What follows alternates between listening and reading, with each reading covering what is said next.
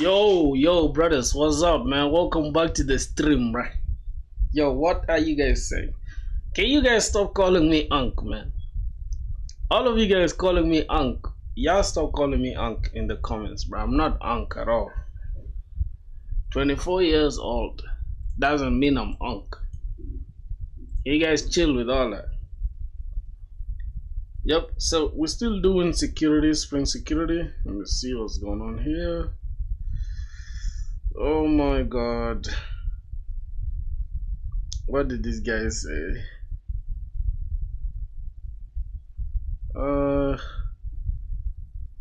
Such a lovely vlog, Unc. Some people are funny as hell, bro. I'm not Unc, man. Brutal truth about.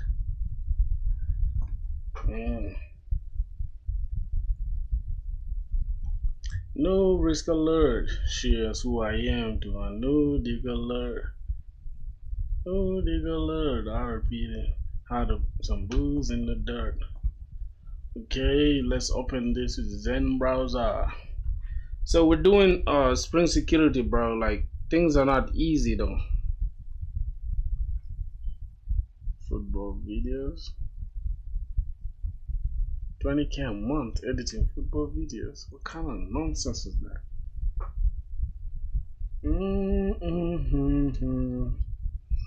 Alright. Let me open my code. It can be open on this side. Alrighty. No risk alert. Shares who I am. Do I know? Okay, bro, why is this stuff taking forever like this? Not now, bro. I don't want to set this as my primary browser. Okay, open YouTube.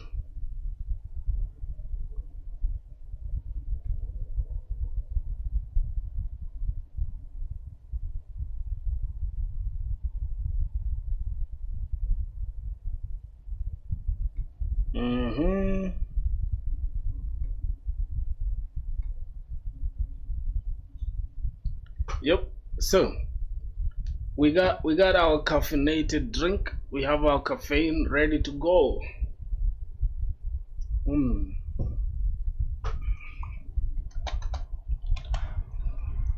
Okay. So first off, let me open Discord and make sure all my brothers are here, bro. Cause damn, it's been a minute, bro.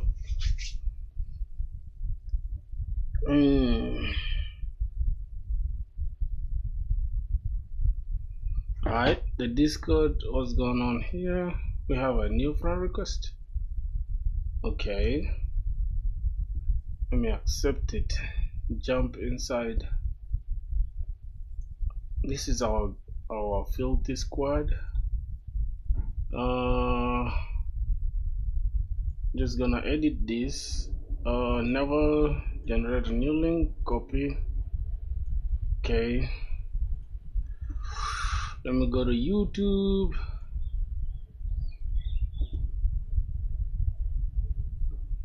Bro, let me hope it's not light mode. Okay. Yeah, I don't know how much I don't like light mode, bro.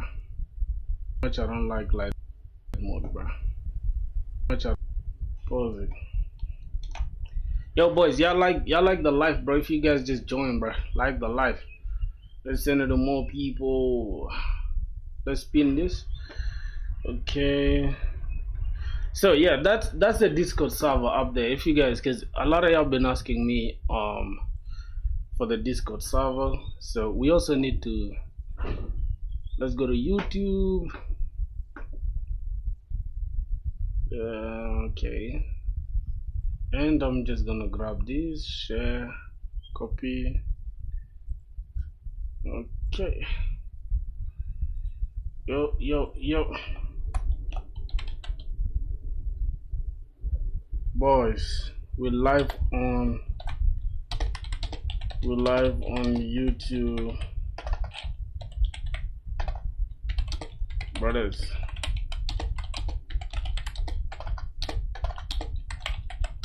In the grind. Learning Spring Boot. Okay, so I think that should do it. Now let's go back to this. Let me close down Discord, right? Hopefully these guys are going to see it. And okay, let me just hide this. Good. So let's get back to our code. Let's see what's going on. Now I'm having two things open at the same time, right? On the other side, I have a Spring Boot open, and also ChatGPT. I mean, I have Claude and ChatGPT and my code editor. So first off, this is a JWT service, right? Which is going to be doing all the token creation. I got my cafe in here, by the way, boys. Some crazy energy drink. We gotta be energized, dog, so that we can tackle all these Spring security issues. Now, mind you guys, I started teaching myself a month ago, Java, and now I'm literally like trying to build enterprise level stuff, which is crazy, right? So we got our security config. Now, this security config is just a configuration. So far, it's allowing everything, right? We're allowing every request to pass through. And we also disabling the cross-site resource forgery for now. But during development, obviously, during production, obviously, we need to put it as, we need to make it more strict than this. And HTTP basic is to just allow us to send HTTP requests via Postman. So that's the config we have. And we have this global error handler. I created this entire thing yesterday on stream as well. So if you wasn't watching, I think I was streaming late night yesterday. Hi brother, I'm from India. How are you doing, my boy? Were you born in 2003, bro? I'm from South Sudan, bro. Welcome to the stream. Let me hope you're enjoying yourself. Let me hope I'm loud and clear. Let me hope the stream is gonna make your day. And also let me hope you're also coding, Don't just watch the stream if you're not coding. Okay, I digress. Maybe you're just watching for fun, right? Okay, welcome to the stream, my brother. And by the way, I'm self-taught, right? I'm teaching myself how to code, like from scratch. All right, let's go to resource. Okay. If you ask about my school, I'm also like in third year. Bytes and engines. Hello, my guy. You from South Africa? No, not really, bro. I'm from South Sudan. I'm from South Sudan, brother. I'm not from South Africa. Yeah, I'm from South Sudan, but we all Africans though, so it don't matter really. Let's see. We have an interface that is for Mapstruct. Is mapping the entity into the DTO into the entity. And here we are using this to create a new user. That means we are taking a user as a user DTO and converting it into an entity in the database that we can save. What's going on? For some reason I couldn't see this cursor. Second last we have this that is converting the entity to DTO. So we have DTO to entity, entity to DTO, and this is just a simple. This is not returning anything, but we are also converting the DTO into, we are just updating the DTO that we have, and the mapping target is using the to do. It's Barak here, man. I was just listening to the RRR anyway, long time, bro. Wait, Barak, I remember you. Are you not from wait, are you not from Kenya? Is it not Barak from Kenya, right? Oh, I'm mistaken. You are just listening to what? Double R's? What is double R? What's double R, my brother? Yeah, from Kenya. Yeah, I remember you, my G. Remember, it's been a minute, bro. We've been locked in on other stuff. But yeah, right now we're coding, we're chilling.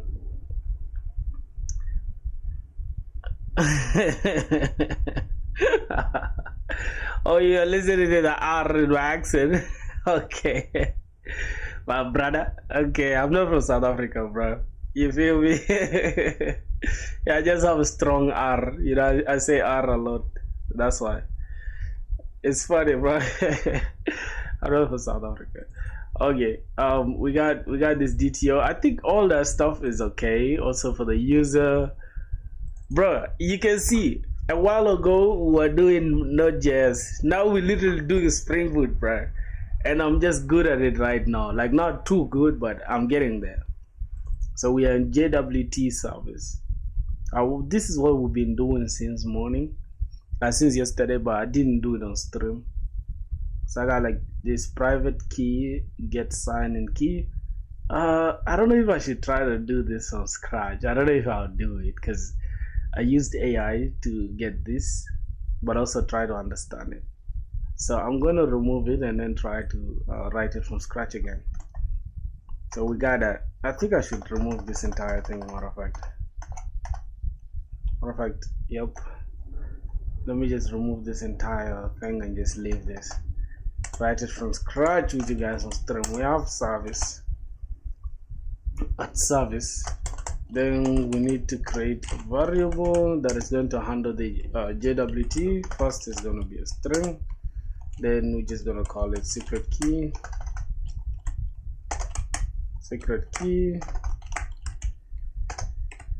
Also private. This time is going to be long, and I think it's going to be JWT expiration date. Right, this is when it's finishing, expiring. So let's say add value, then we get whatever that we have inside the properties. Now what is that? I think we had JWT secret as the secret, and then the expiration as expiration. This annotation, okay, just like this. Then we add a $sign, JWT expiration, and it's 24 hours. It should expire in 24 hours. We're good, boys. Hey, bro, Barack, what have you been building, bro? What have you been working on?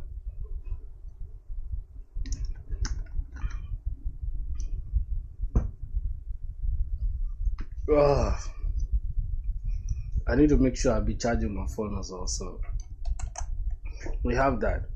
Now, first, I need to convert this string. I need to convert this string into a regular, into a format that our, how do I call it? Our JWT library can work with, right? So we need to create a private key. Key is going to take in, I think it should be get sign in key. Yep, get sign in key, or we can just say get sign in key, just like this. But is it better for us to separate it, right? Let's just call it like that. Get sign in key. Then we can just return. Hold on, I think we need to import this key from somewhere. Import this class. Okay, yes, it's part of the security.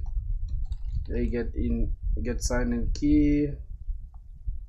What else do we need? Okay, we need to return, not new secret, by the way. We need to first create an instance, right? So we need to create byte, an array of bytes. So we'll call it key bytes, which is equals to, we need to first get the decoders.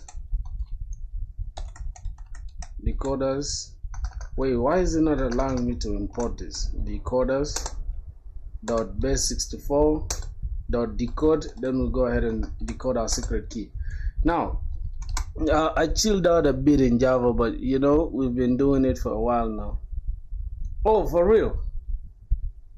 Why, bro? Why did you chill out, man? Java is literally it, man. So we're gonna return keys dot hmark4, then we pass in that key bytes. Boom. Think we're good with that now. So how do we generate this this base64 thing? I think it's like this, right? We need to first let's use this ghosty. Which terminal are you guys using, bro? I think it's OpenSSL. random base 64 and then give us 64 to generate for us that. Ooh, that's super clean, right? I'm not gonna lie. Okay, that is that. Let's see what else we gotta do. Okay, get sign in key. Then from there we need to create a public method for signing in, right? So first we've created we've converted, right? Converted the string into what? I think I wrote it somewhere here. Let me see. Boys, are you guys like me that y'all forget easily? Okay, we take a regular string and then decode it from the base 64 format into a simple byte format, right? With power level 10K. ZSH with power level 10K. What's that? Okay, for the terminal, for the string into base 64 format. Yep, string converted or decoded, whatever. Okay, format, which is in bytes. Alright, I think that is that. I just love to document my code like that. Right, after that we need to, let me see the steps that AI used. Let me see, I think he used certain steps. Go up here and then understand the steps it took. Yup.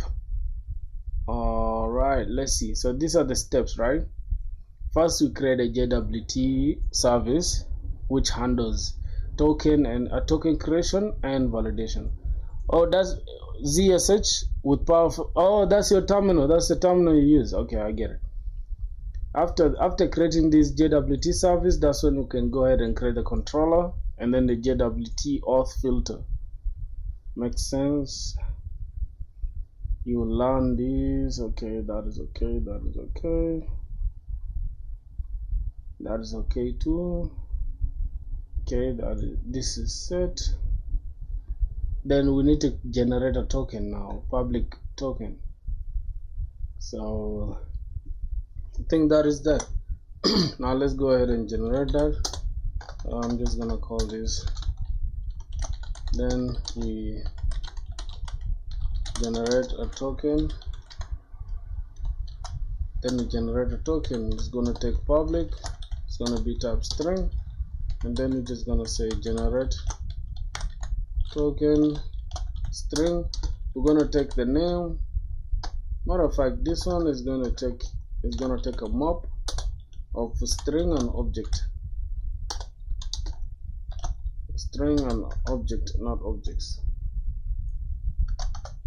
And also we're gonna pass in the username. This is going to be called extra claims. Then we're gonna take in string name. Okay, all right, that is that for here. Then finally inside here we need to return JWTs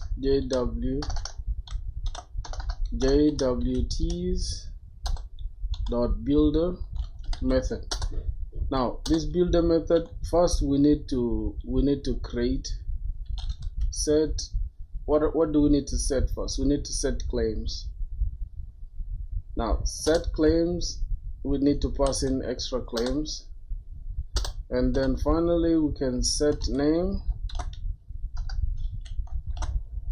Is it set name or set subject? Yes, set subject as the name, which is the username, and then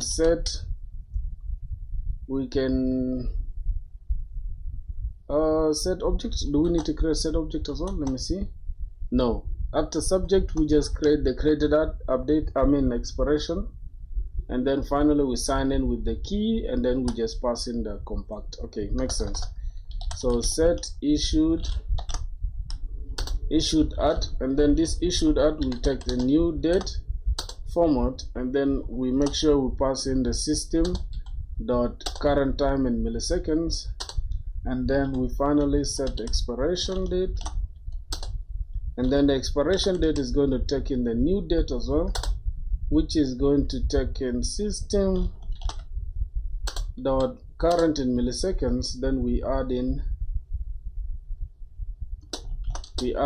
the expiration date, which is JWT expiration. Now it's supposed to be inside here. I don't know why it created this outside. Am I missing out on something? So this is new date, system dot current time in milliseconds, okay, plus JWT expiration. Then we just need to take this off. Alright. And then finally we just need to say set compact. I think it's gonna be compact, or compact like this. Finally, that is that. Now we have the token generation. But before this we need to generate a sign-in method. So we're gonna say sign this with what we have, which is a get sign-in key, and then we make sure we have the signature algorithm. Signature algorithm should be HS256. Yeah, I think that's the method that's the algorithm we're using. Yep, and then compact is the last. Now finally we need to create this extract claims, and then we can use it here. So now this architecture is funny, right? This design is almost like we are flowing from the low level to high level, because this is low level and then this is just high level. So this code here, this code depends on the one below it. Even here, this code depends on what is below it here. It's crazy. Okay, let's go ahead and do that. We need to extract the username from our token. From our token here, we need to extract the username. So we say public string extract name, we pass in the token here, and then we just return extract claims, then we pass in the token, and then claims you get subject. We map claims to the subject. Now, yeah, this is where we are going to have some issues, but let's see what happens. So that is a generated token. Then here is to extract the user name from the token. Okay, we're gonna say public string, then we're just gonna say extract name, not username. We say extract name, gonna have string, pass in the token, then we return extract claims,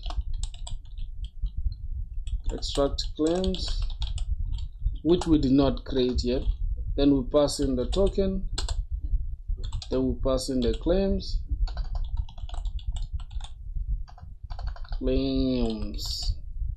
pass in the claims, then we map it to get subject. So we need to get that from that.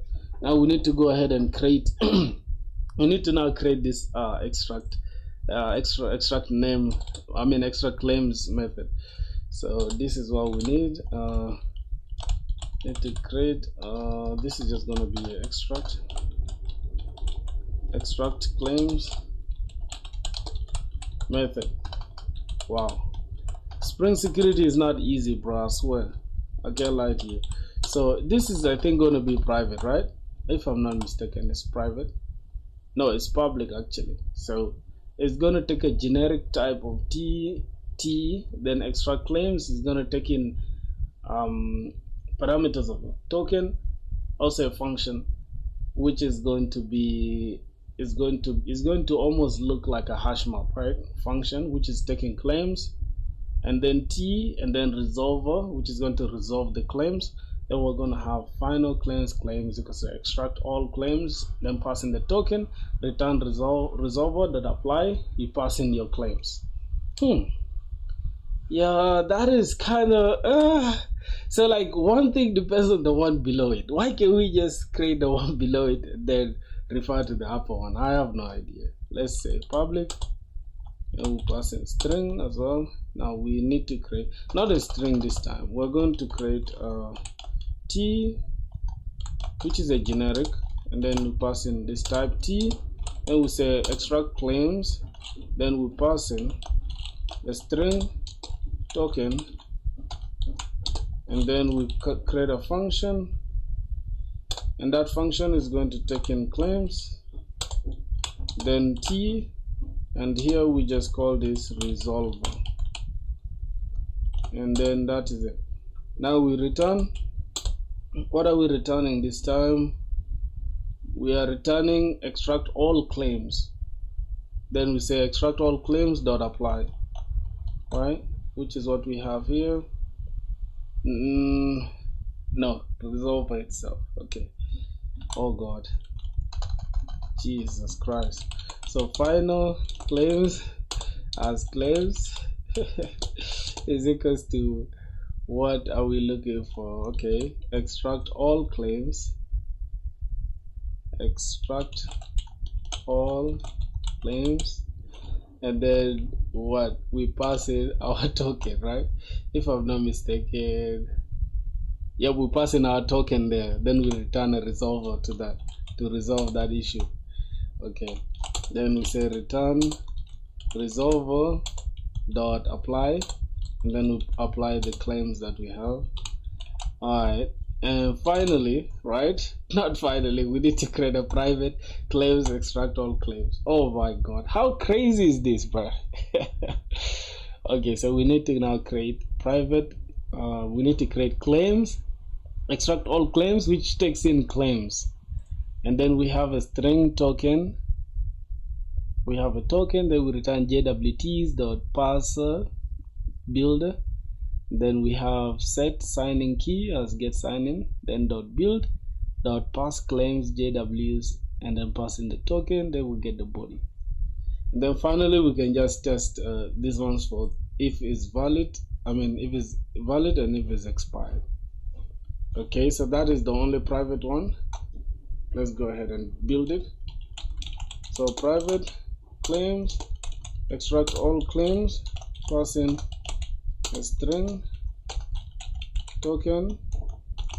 Then now this is where we need to return jwts dot pass builder, and then we're going to say set. See, why is this stuff not clear? What's going on?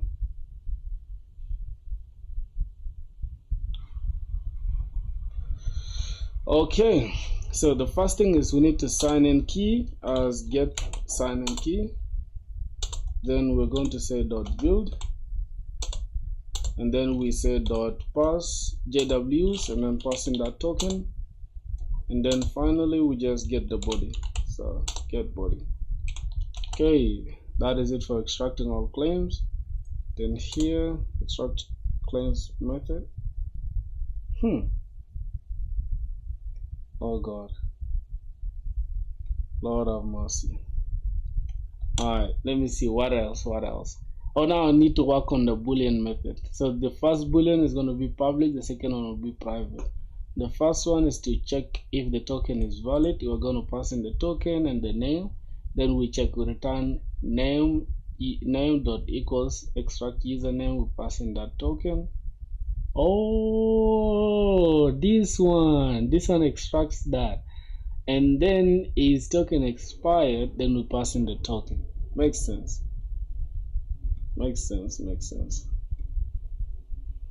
And then finally this one we say boolean is token expired, we take in the string, then we say extract claim, then we check for the token,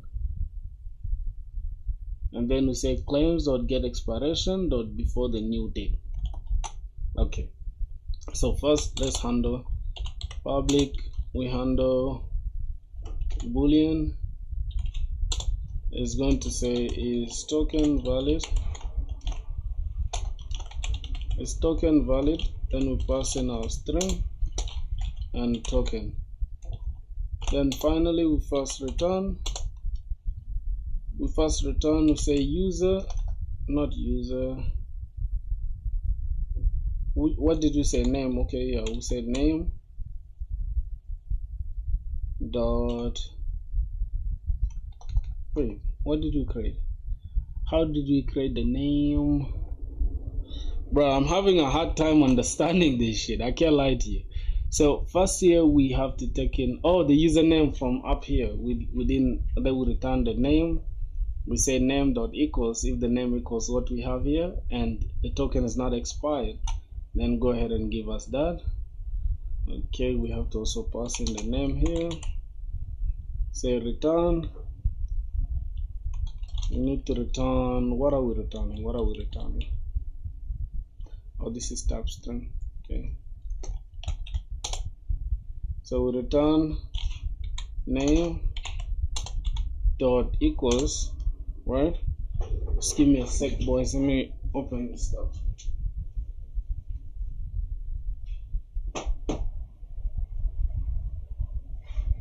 Okay, I have to open the window for a sec.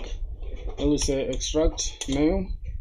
Then we just pass in that name because we're extracting the name, and we have to pass in the token to show that that is our name. And also, if token is token expired, right? Is token expired? So we have is token valid, and then is token expired. We need to pass in our token, right? So if these two conditions fail, that means hey, our token is not valid, right? Now we need to create private boolean is token expired. We need to create it. We'll pass in that, pass in our token, then go ahead and say we need to return. We need to check first, I think, right? How do we know if the token is expired? Just give me a sec. Oh, we need to return the extract claims. They will pass in that token. They will check if the token is expired before the new date. All right, my brothers. So we need to return that extract claims. Then we pass in the token. Then we also make sure that token extra. Now we need to get the claims itself. We map it to get expiration, and then finally we make sure dot before. Then we need to pass this. It should be before the new date. Okay, so now our entire JWT service is done, right? So what I need to do is that I'm just going to copy this entire JWT service, and I'm going to go to AI here, and I'm going to say document this code clearly so that I can understand it better. Okay, let's pass that. Let's see how it goes.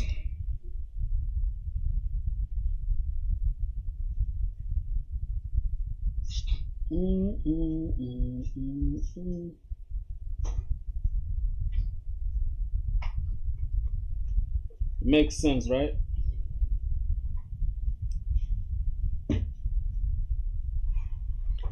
Yep. So here's your JWT code, fully and clearly documented so that you can understand exactly what each part does. So these are the configuration values. The secret key used to sign and verify JWTs. It is injected from the application properties using the add value. The expiration time for tokens in milliseconds also injected from this. Okay. Now we need to this is where helper generate the signing key. So we need to generate it here. This converts the base 64 encoded secret key from the properties file into a cryptographic key that JWT can use to sign and verify tokens. And then finally, we are going to have a base 64 decoding ensures that the key is interpreted correctly from its what? From its decoded, from its encoded string form. Okay. Oh, so it's encoded at first. Then we just need to decode it back. And we're going to have private key get sign in key. Then we pass in the bytes. I think I already did that. Then we pass in the keys dot hmark. Is that what I did? I think I did something like that. Yes, keys dot hmark sha key for, and then we pass in. Who comes up with these names, bro? Who comes up with these names, bro? Like these names are way too complex, bro. What is keys dot hmark sha key for goddamn key bytes? This is just unnecessarily complex. Anyways, this generates the JWT token, so we create a new JWT token for a given user, right? So what is this? At params, any additional data you want to include in the name at param or the parameter extra claims, any additional data you want to include. Oh, like if we want to pass in the username and all that stuff. Like for example, in the what extra claims, anything we want to add, like the roles and the email. And then the name, it takes the username or unique subject for the token, typically the authenticated user. Makes sense. And then we can return a signed and encoded JWT string. You know what's funny? I have that as name, but I should have used username instead, right? Because if we can go back to our code just here, let's go back to our code. If I go to our model here, our user model, I have this is just name. Can I just use it as username? I think it will make more sense, right? Like this, username, just like that. Because mostly people use username like that, right? So we can just have this as username, and then we change it everywhere, even in the DTOs. Here in the DTO, we can just have this as a username. And also we can just say username is required, and then username should be between 3 to 50 characters. And also in the response DTO, we need to also change it as username. I think that will make more sense when you are trying to sign in users.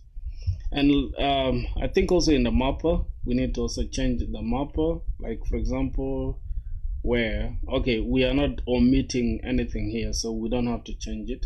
Because these are things we need this mapper to ignore. Our password is also going to be ignored. Then we are converting from DTO to entity, and then here from entity to DTO. Okay, I think if there's anywhere where we need to change this, we shall do so. But I think that's all, because if I come to this user controller, we don't have anything to do with the username here, right? Everything is in the DTO. So our controller is super clean and professional. Our service as well, except this sign up, this is supposed to be sign in user. We created this sign up yesterday. So let me just let me comment out this for now so that we can stop having random errors. Comment this out so we can stop having random errors. So signing up a user works very well, right? So now we need more things to worry about. So let's go ahead. We have our resource not found exception. We have our custom exceptions, a global exception handler. I think everything looks good now, right? Unless there's something I'm missing out on. So let me close this. Let me close the config. Let me close JWT. I think I only need JWT open. So let me just open only the service. Okay. So let's go back and understand what our code is doing here. So the parameter, the next one is return. Okay. Let me go back to our code for a minute. I need to change something here. Okay, here this is supposed to be username, so that we can have this as a username. Everywhere, if there's anywhere where we need to change it, we can change it. Okay, here we need to also change this to user name, and then we can have user name. All right, username.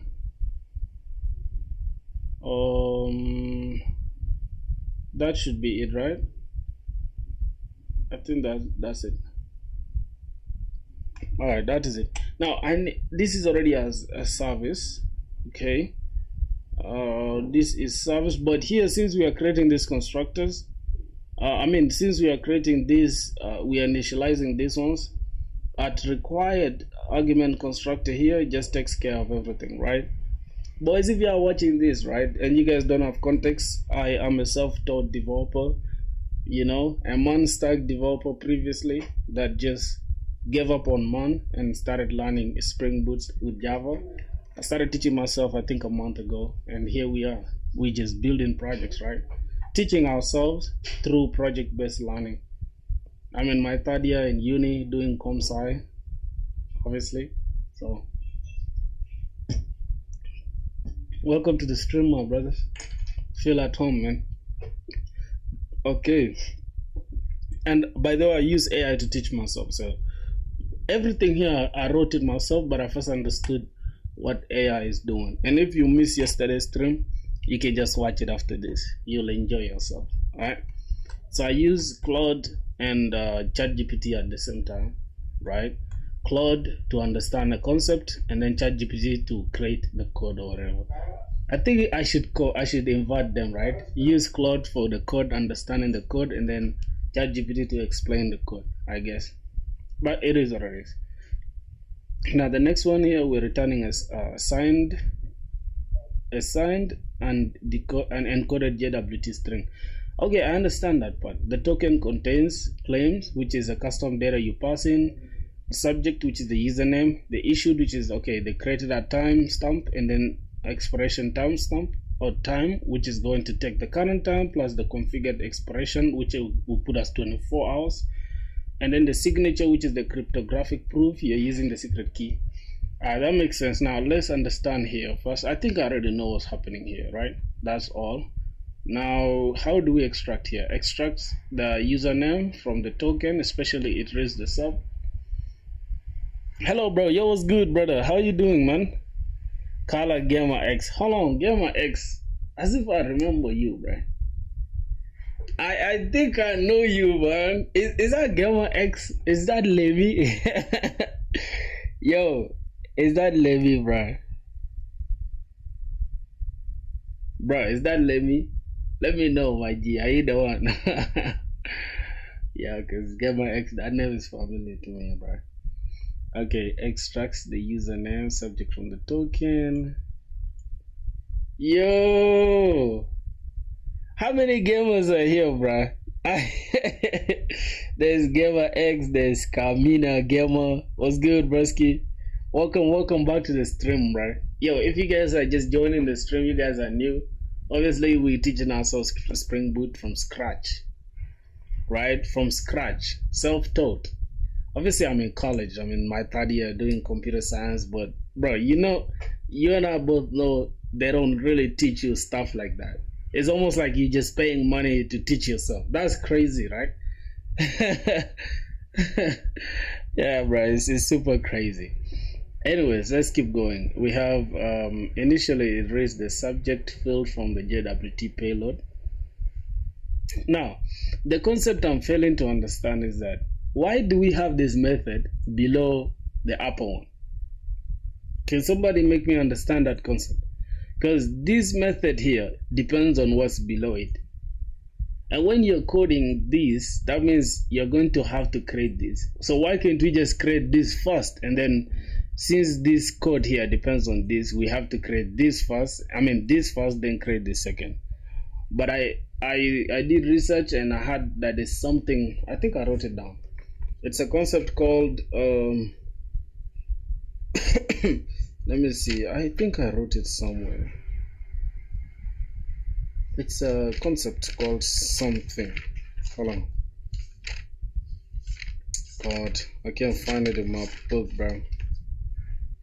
I can't, for some reason I can't find it in my book, but it's a certain concept, right, that says that whichever function, right, that is high level, you need to keep the high level up, and then the one that is low level down, and then the low level, the high level method will depend on the low level. So it goes from high to low rather than from low to high. I don't think I'm making sense. Okay, this extracts the username subject from the token, which is this extract name. Okay, I'm supposed to use it as extract username. Let me just go back. Let me go back to IntelliJ. Then let me just change this to extract username, so we can just have it like that. That is changed. This extracts the username from the token, makes sense. And where are we supposed to use this? Yep, we're supposed to use it here when we want to check if the token is valid. We need to pass in the username first, so we need to get this as extract username. Then we pass in the token, and also we check if the token expired. We need another boolean to also check for that. I think that should make more sense. That is okay.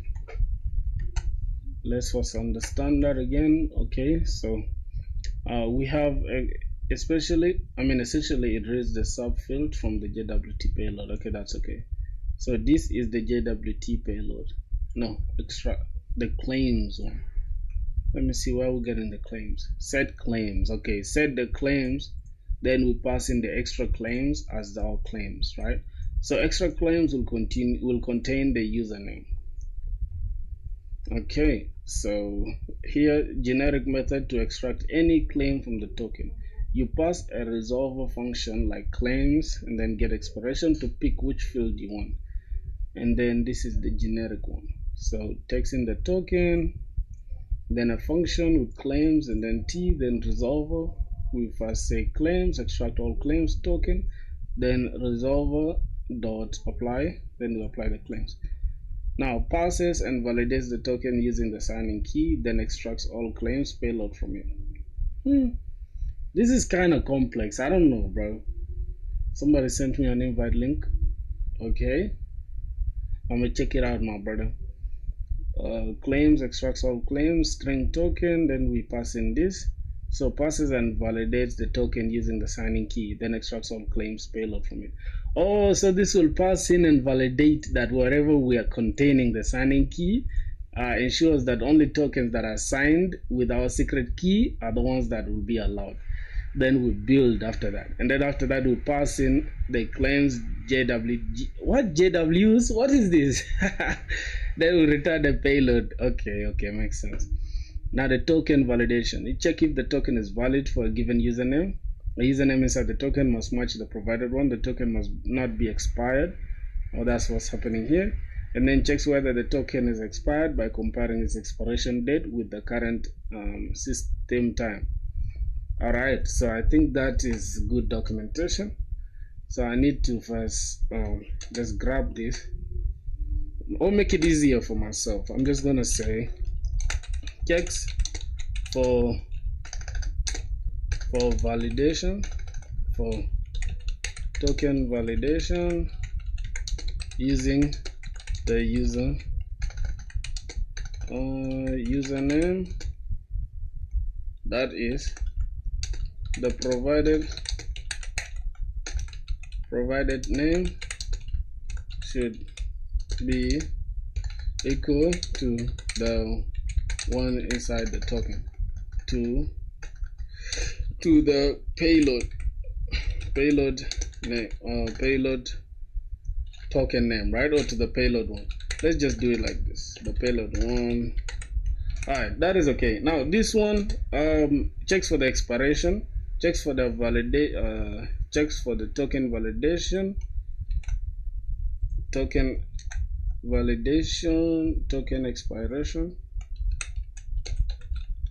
expiration using the current date, right? The current date compared to the creation current date. Alright, that is it. I'm just gonna keep it as easy as this, the documentation. This is, by the way, for me to like later if I want to go through this code again to understand what's happening. So let's first see this. Passes and validates the token using the signing key, then extracts all claims payload from it. Okay, I'm just gonna grab this docs, then gonna throw here. Which one is that? Oh, here actually. So this is that. You can do this. I didn't know you could do this, bro. Okay, makes sense. Let's go ahead and grab this generic method to extract any claim from the token. Also, let's just copy this and then let's pass this here. This documentation is important, by the way, because people think it's useless. It's not. So this extracts the name. Okay, I understand that. I think the rest I know what's happening. And finally, we generate a token. I'm just gonna say extract data from a token. Okay, that's the main thing. But here we just need to copy this entire thing, generate JWT token. Okay, so the main thing here is just generating the JWT token, but what's happening, we need to grab all these things.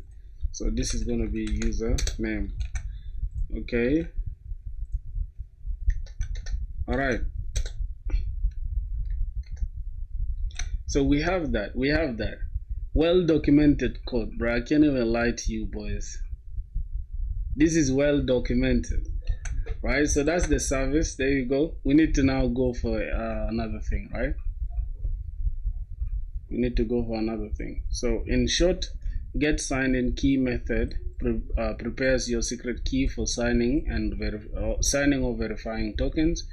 This generate token, it builds a new JWT with your data, sets expiration and signs it, and then extract name, pulls out the username from the token, and then extract claims, and extract all claims allows you to read any field from a JWT, and then is token valid confirms that the token matches a user and hasn't expired. Okay, in short, I'm just gonna grab this entire explanation and I'll leave it down here, right? I'll leave it down here. I'm just gonna paste it like this, and I'm going to grab this, then just paste it somewhere here, and take everything that's here,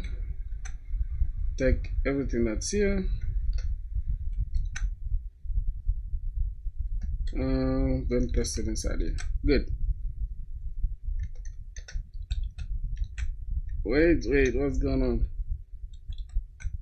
Oh, so if we add another star, and can we add a star here? It will make them green. Nah. What's going on here? Remove dangling comment. No, bruh, it's not dangling comment, dumbass. It's not dangling comment. Stupid. Okay. That is that, my boys. For all the dogs and everything, JWT service is like the most important thing, right?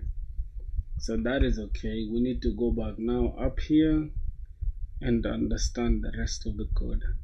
Okay, so we have that, and keep that key private. Okay, that's cool. This will authenticate a user and return a JWT. Handles login and optionally register. So we have repository, password, JWT service, and then authentication manager. So here we are mapping to register a user.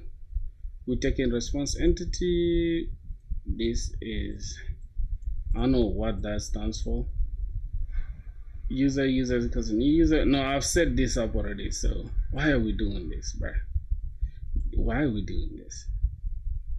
No, this stuff should be able to understand what I'm doing. So let me just grab this and tell it, hey, let me go ahead and grab my controller. Grab this controller. No, not the to-do controller. User controller. Grab this and then say, I'm using this as my response entity.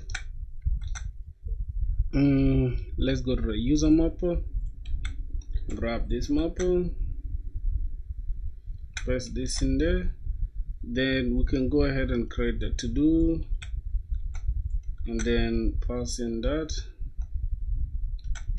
Then we can also select the, not to do, bro, the create this, copy.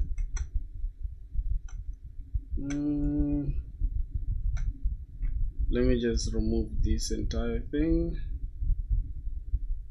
Okay, this model, passing this. Lastly, we need to just get this response entity. I think that's the second last thing, right? Press this in there, Then we take in the user, copy, pass this in there. Okay, so that is it. Let's say let's go ahead from there. Go ahead from there.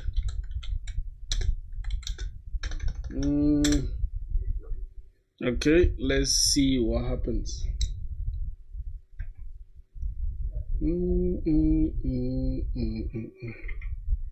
Hold on. I need to charge my fan. It's kind of low, bruh. Let's just charge it.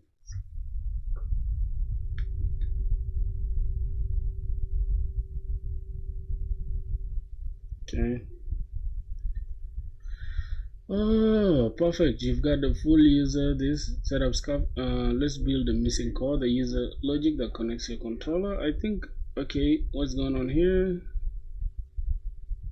So, public interface extends JPA, optional user find by email. I already did that. Gives you basic plus an easy way to look up users by email. Okay, that's okay. So this is the user service, right? We need all these ones.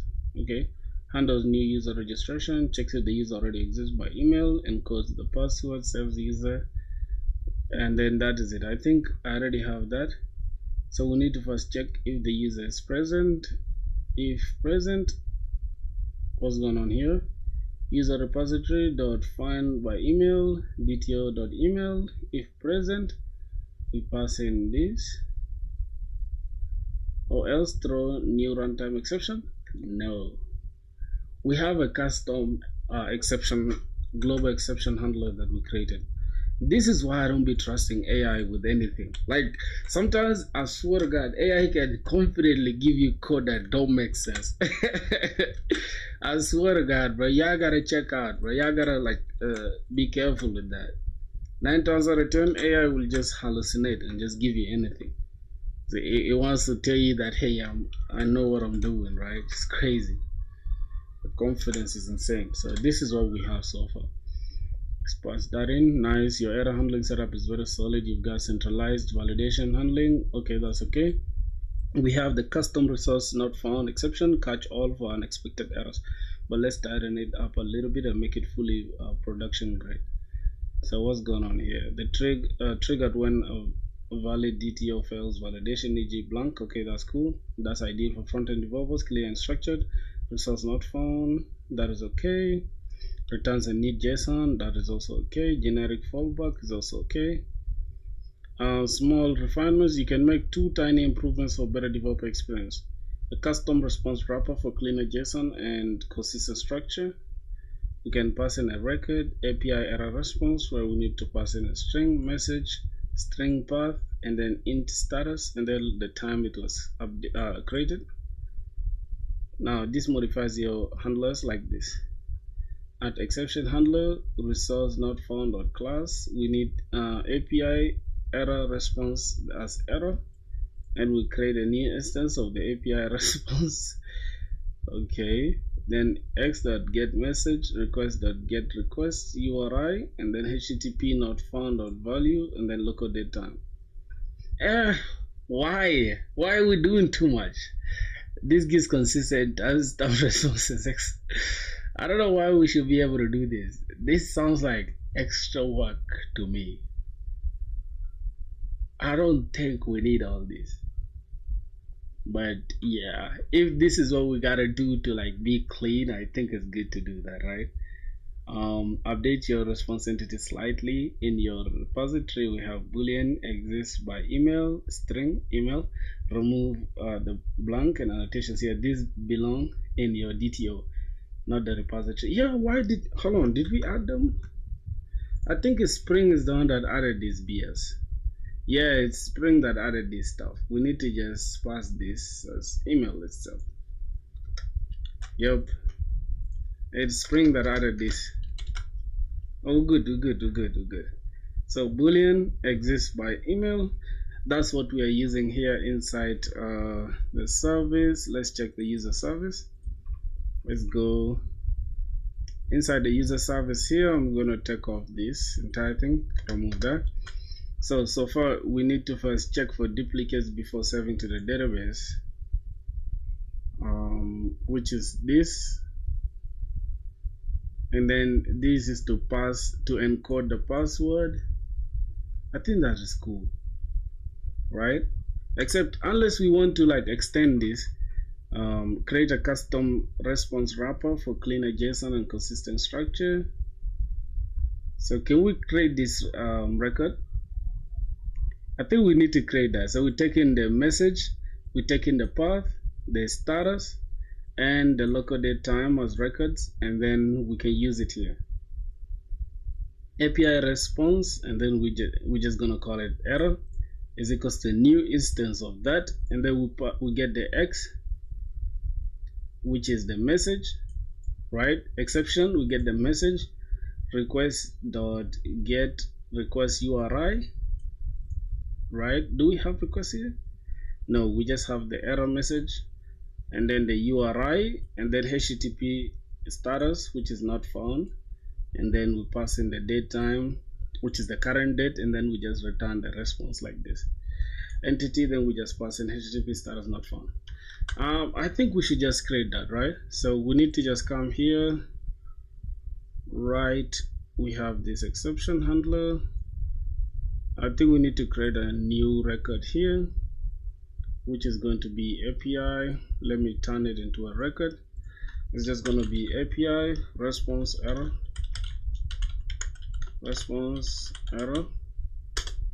as a record, and then inside here we can just pass in the string, pass in message, and then we can also have another string, which is going to be what, the HTTP URI, right? How did AI call it? Oh, it's going to be the path. The path is the URI, slash something, and then the status is integer, and then timestamp will be local date time. Okay, let's pass in the path, and then we're going to pass in int, and then we're just going to call it status. So this status code, right? I think it's going to be a status code, like let's say 400, right? This is going to be things like 400, 404, and then 500 as a safety net. I think that is it, right? So yeah, that's cool. Just leave them on there. And then finally, we're going to have local date time as timestamp. Should we just call it timestamp like this? Timestamp. Yep. Okay. We're using snake case, right? Camel case. Timestamp. Or we can just have it as timestamp like this. Okay. That is cool. Then we can just come here and call it inside the exception handler. Just here, right after here, just below this response. So here we just need to pass in the error that we created. So we can just come here and just create it. So here we need to say API response error as error. We need to create a new instance of the API response error. Then we just pass that in, close it in.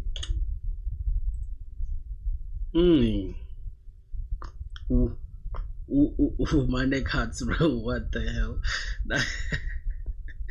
That's too much coding, bro. Like my entire bones hurt now. Okay, let me see what else. We have that instance, so we can use this exception, request, and HTTP status, and then the local date time, right? So the first one is going to be the message. We need to get the message. Bro, it's about to rain, bro. Oh my god. It's about to rain where I'm at right now. Crazy work. Okay, we have that exception. Then we need to pass in the HTTP status. Wait, what do we have there? HTTP status is not found dot value. Oh, okay. Dot not found dot value. Okay, that is accepted. That is cool then. And then finally we need to pass in the HTTP URI. Request is going to be a request. request, is it like this? Hold on. Oh, the small r. Okay, request dot, why is it not showing, bro? Dot get request URI, why is it not showing? Which requests are we importing? Request, yeah, I can see that. I can see that for some reason, bro. Do we have to add it somewhere? Hold on. I think we need to, oh, we need to add this HTTP servlet request as request. Okay. Alright. So we need to add it here. HTTP servlet request here as request. Okay, makes sense. Then we can use it below here. You just say request dot, what are we getting from there? We're getting the URI, right? Request URI, get request URI, not the URL. I don't know what's the difference between URI and URL. I need to understand that. So I've seen, what is URI, by the way, and what is URL? So the last one is just going to be the date time, right? What is URL? Oh my god, URL or URI? Okay, local date time. Then we just say timestamp dot now, right? Wait, why do they have again local date time dot now? Okay, what's going on here? Wait, what's not happening? Result is ignored. HTTP value, result is ignored. Okay, then we don't need it. Huh?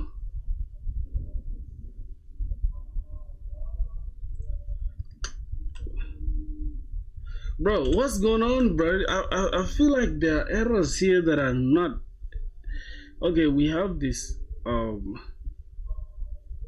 URI. Oh, I'm using, God, I'm too stupid, bro. What am I doing here? Okay, I was wondering why are we having errors, dog. This is dot value. Yep, that is why we're having issues. Then we need to just pass in here the entire thing as error rather than mapping through all that stuff. So we can just say response, return this error that we created here, and then just return status not found. Okay, we don't even have to map through anything. We just say error, and then what's going on here? Response entity. Oh, we need to pass this as API response rather than this map.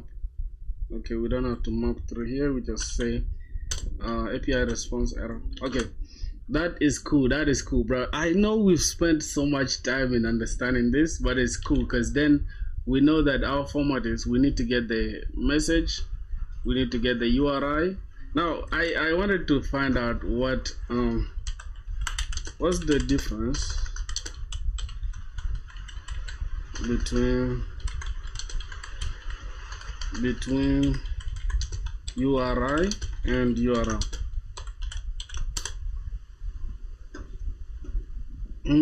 Let's look at almost the same but they play slightly different roles. Here's a clean. A URL tells you where and how to find something. It's the full address used to locate a resource on the internet. Yep, this is the URL. That includes HTTP, the protocol to how to access it, .com domain, where to go, and then the path, what you want, and then the query parameters, extra data. So a URL is equal to complete locator protocol location plus path, and then URI is uniform resource identifier. A URI just identifies a resource, not necessarily how to reach it. All URLs and URIs, all URLs are URIs, but not all URIs are URLs. Okay. Okay, okay, okay. So this is a URI because we're just saying API/user/5, right? And then the one that has all the domain and all that stuff will be the URL. Okay, okay, okay, okay, okay, okay. Okay, makes sense. So we just need to only get that URI of that specific. Let's say we had an error in like /API/users, we're going to return that error message. All right, I think it kind of makes sense, and we can even do the same thing here, right? Yo, Java, what's good, bro? You finally came, man. Yeah, bro. Your brother is now indulging serious Java coding, bro. Stop playing with me now. Okay, I think we need to do the same thing here. We need to pass in the HTTP server. HTTP server let request as request. Alright, and then here, rather than mapping this as strings like this, I think we need to pass in the API response as error. Then we pass in a new instance of the API response error. Then we can just create it here. We get in the X dot get the message, and after that we need to get the request dot get request URI. And bro, it's raining, bro. It's raining heavily outside. I think I'll have to like talk on top of the stuff. Okay, we're gonna have HTTP status. This HTTP status is internal server error. Internal server error. Internal server error. Code Rabbit, you know, very good. Very good tech. Oh yeah, but I cannot. I don't want to pay money for no AI stuff. You get it? You're like, honestly, bro, I don't want to pay for all that. Like that doesn't sound necessary to me. Like right now, I don't think I need all that code reviews and all that stuff. Okay, then I need to just pass in an error here. Something went wrong. I need to pass in this. Wait.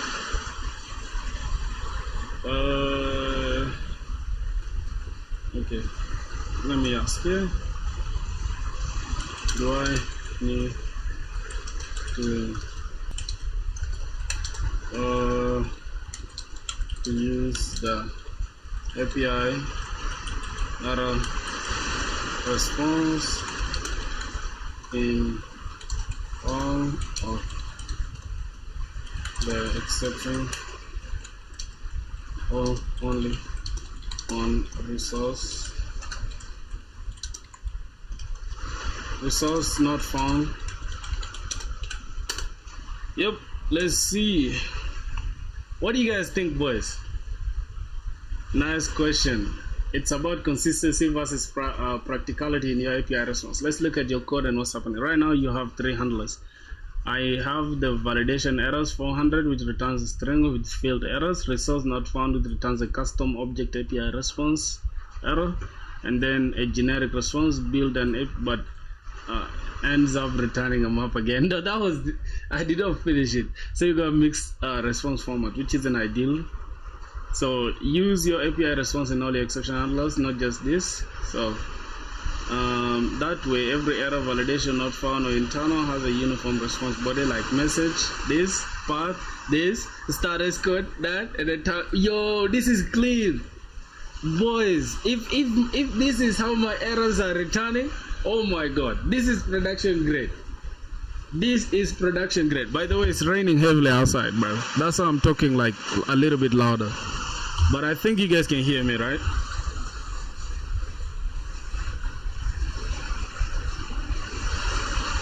Okay, let's see. So you can rewrite your handlers like this. I can have this field errors dot put. Wait, what's happening? Field errors is equals to new hash mob. Get binding. Okay, for each error, pass in this. The error get filled. That's okay. Error dot get this.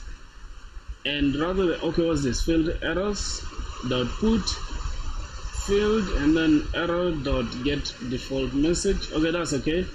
Then I can say string message is equals to validation failed for Nah, this what? String message is equals to validation failed for plus field errors dot key set. Does it make sense?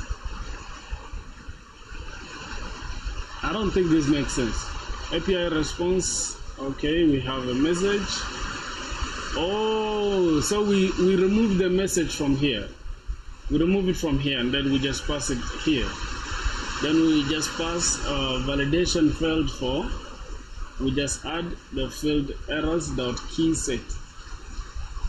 Okay. Then we have message request dot get request URIs. That is okay. This is bad request dot value. And then we just return it here.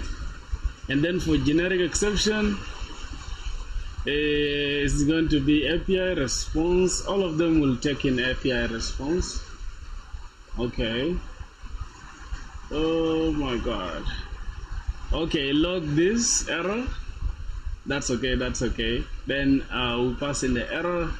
Alright, I think it makes sense. It makes sense. Now, let's go back and try to correct that. Let me correct this. So log.this, okay, this is okay. So what's happening? Unhandled exception. So rather than mapping through here, we just pass in an error. Pass in that error, say error. And then response entity is taking in. We need to just take in the API response. And that is okay. Okay, get message. Is it? Yep. Now the last one, I think we are left with the method argument not valid. We need to create this map, field errors. Okay, x.this for each this. So we need to create a new string for the message, and then we pass in the message in here. That is the only thing, right? That's the only thing we need to update. And then field errors dot put. So we just put it direct here. Alright, let me see. Here we are getting the string, we're calling it errors. So let's just give it a name like field errors.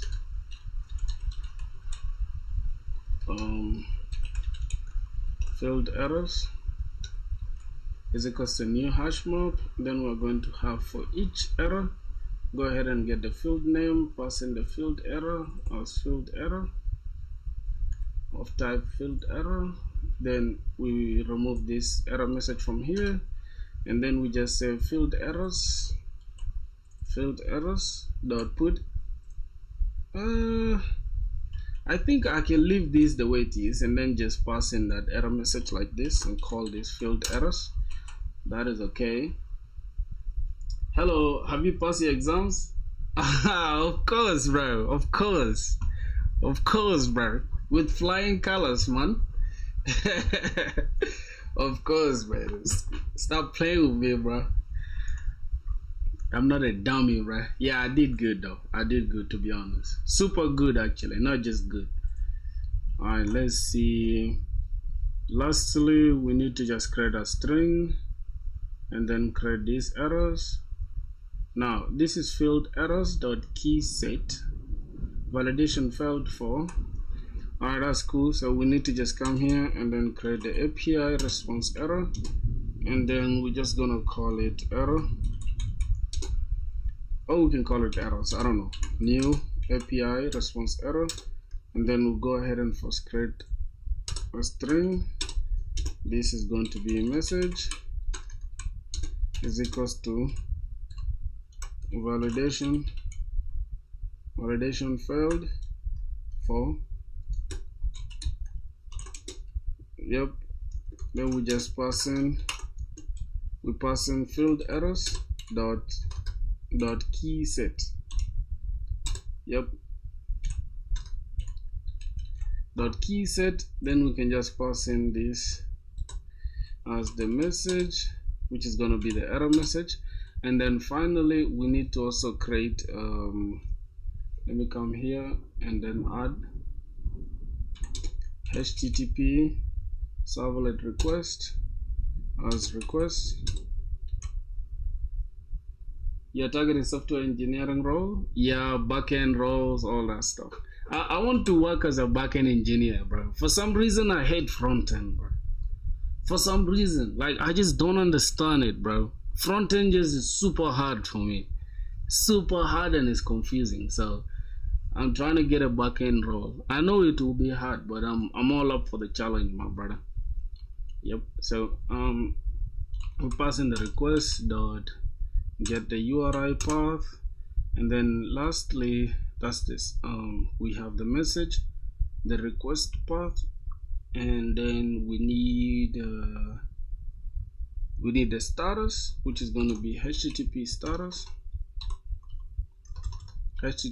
status dot bad request dot value, and then finally we're going to have local datetime as date.now, and then yeah, you can just go ahead and use these errors rather than get this as error.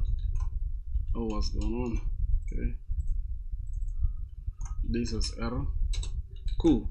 Then we need to pass in this as the response, API response error, and we're good to go, my boys. Yes, sir. Yo, Amir, Java developer. What's good, my dog? How are you doing, bro? Here's the thing, bro. Hold on.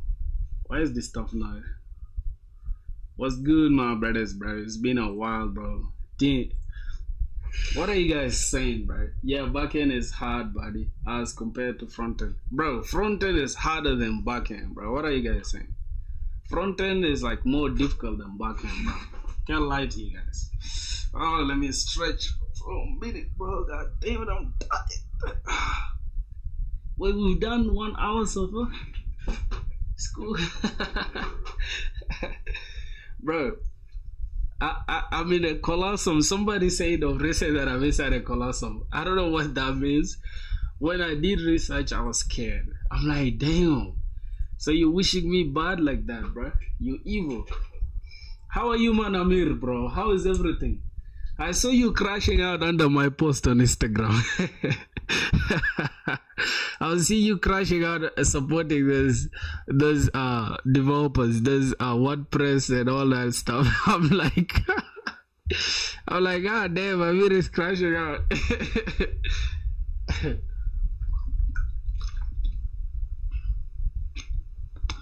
Somebody said backend is hard compared to frontend. No, frontend is complex, bro. Well, frontend requires design, right? If you don't have design skills, you're not gonna do it. Like, it's just like you cannot. If you just don't have design in you, you just can't do anything. But for backend, bruh, it's just concepts. You just gotta know the concepts, and that's it. Like right now, I'm doing this with you guys on stream. You guys are thinking probably like, oh, maybe sometimes I get the code from ChatGPT and stuff, but that's the best way I learn. Like, I'm not a tutorials kind of person. If I was watching tutorials right now, I would have just quit and just gone to do something else, or I would just be dozing or yawning and all that. Yeah, bro, you're supporting those developers. You know, one thing I hate, bro, is these guys. They literally just make day in the life of a. I saw somebody on TikTok, day in the life of a millionaire no-code developer. I'm just like, what? That shit don't make sense, bro. 2 weeks ago, your GF has a birthday. Yeah, how you know? How you know, bro? Wait, bro. This is. How did you know? How did you know that? I didn't announce it on YouTube. I think you said on IG, I guess. Okay. I think on IG, probably. See, happy birthday, Queen. Yeah. Her birthday was 27th, but we had the birthday celebration the day before. Yeah, she had her birthday. But it's crazy. How did you know, my dog? Especially making an Apple website responsive across all the devices is kind of a big deal, bro. Yeah, unless you're using something like Tailwind, right? With Tailwind, it's kind of simpler. I'm not saying it's simple, but it's simpler compared to like doing it using custom CSS. Oh yeah, yeah, I see it, bro. I see it. Thanks for that. I'll tell her, bro. You know, one of my brothers on the stream recognized your birthday 2 weeks ago. She'll be very excited, bro. You know, girls are like they're easy to impress, dog. You don't have to do a lot. Anyways, let's see. We got this response error. Okay, we have that in place. Field errors.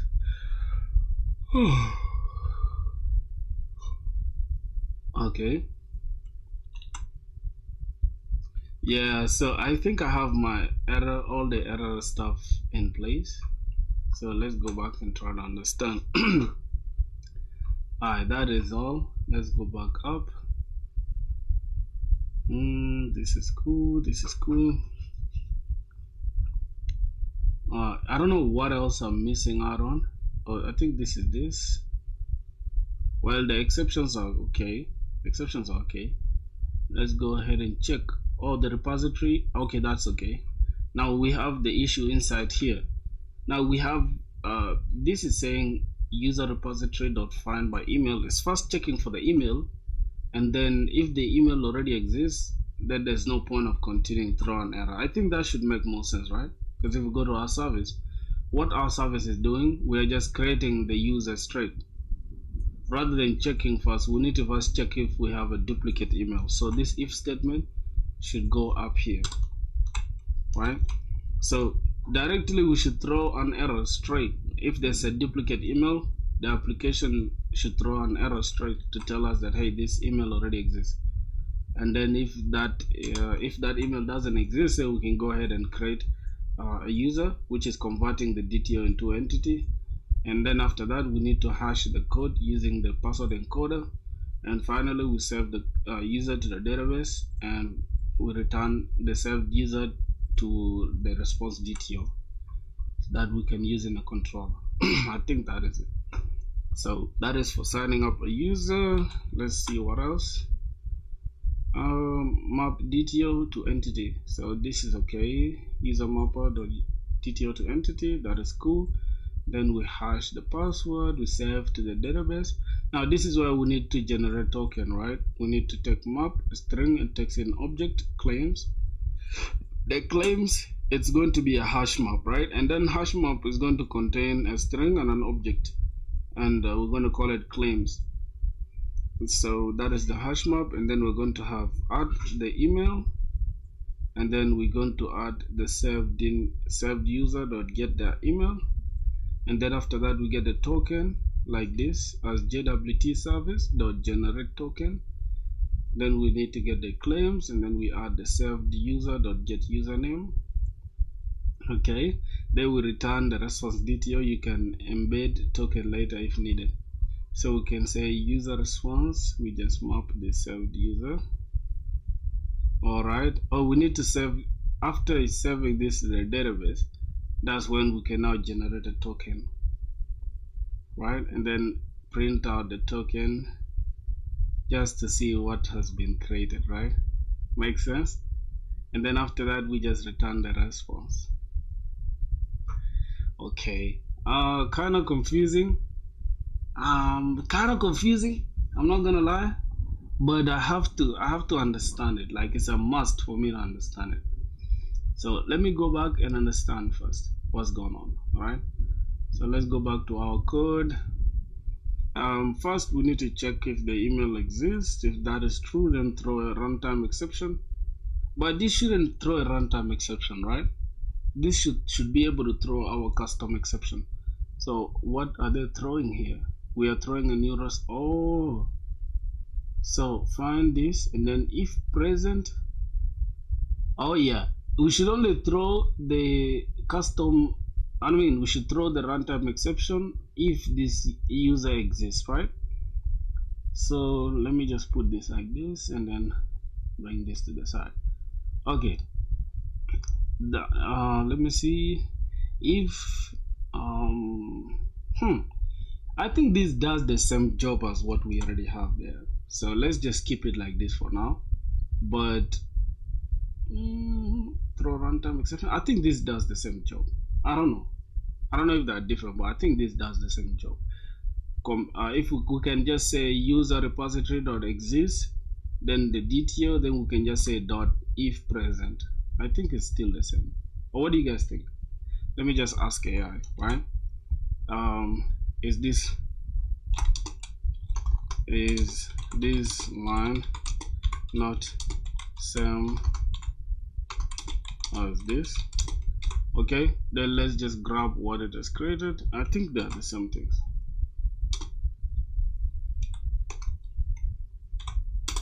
Let's see. They look similar, but there's a subtle difference in how they check for the existing user. Okay, using exists by email. If this exists, then this calls a JPA repository method that runs a lightweight query like select this from this with an email. It returns a boolean says first and doesn't load the entire entity from the database. Best for existence checks only. Now, using this find by email if present, repository.find by email, DTO this if present. Then I don't know what this U stands for. I think it's a lambda, but I'm not sure. This calls find by email, which returns an optional user.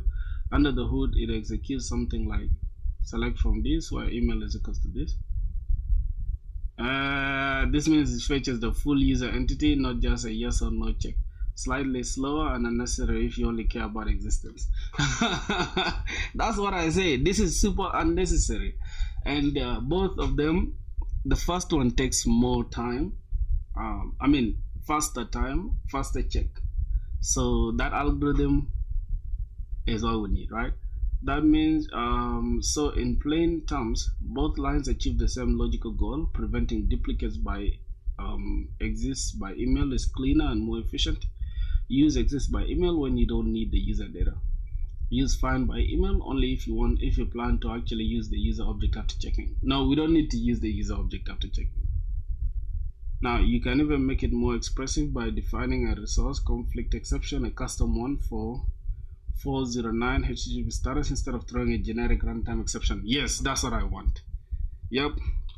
Let's create a custom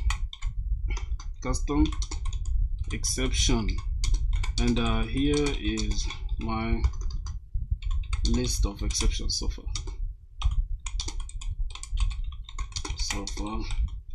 Okay, you see, bro, we are learning, bro. I don't know if you guys are understanding what's happening with me right now, bro.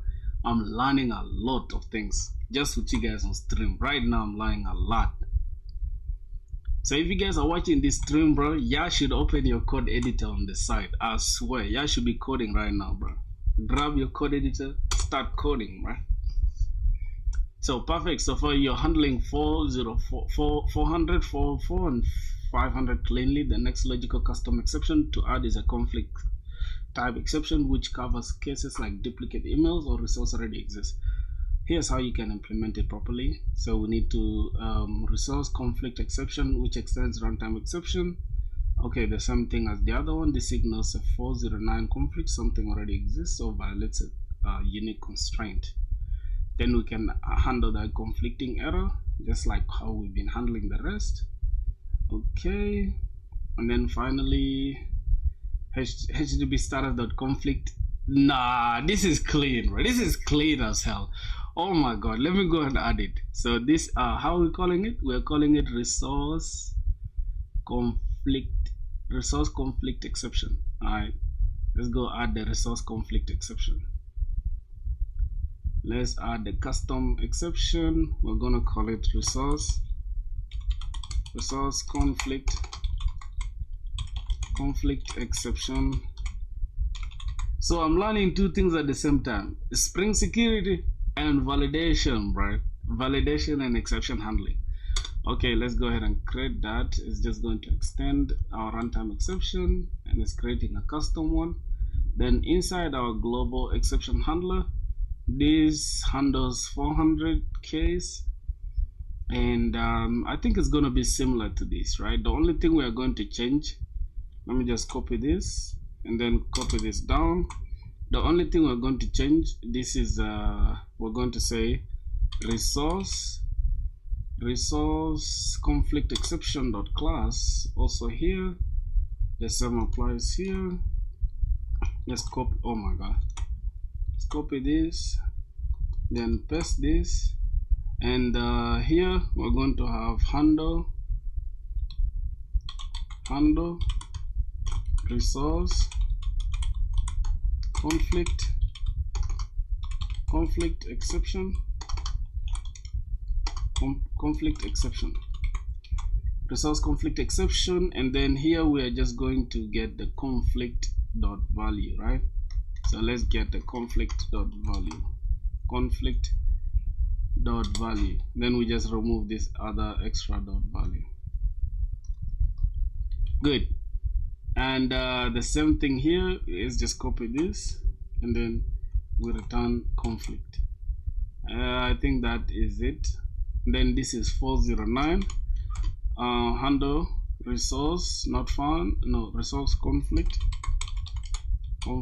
errors,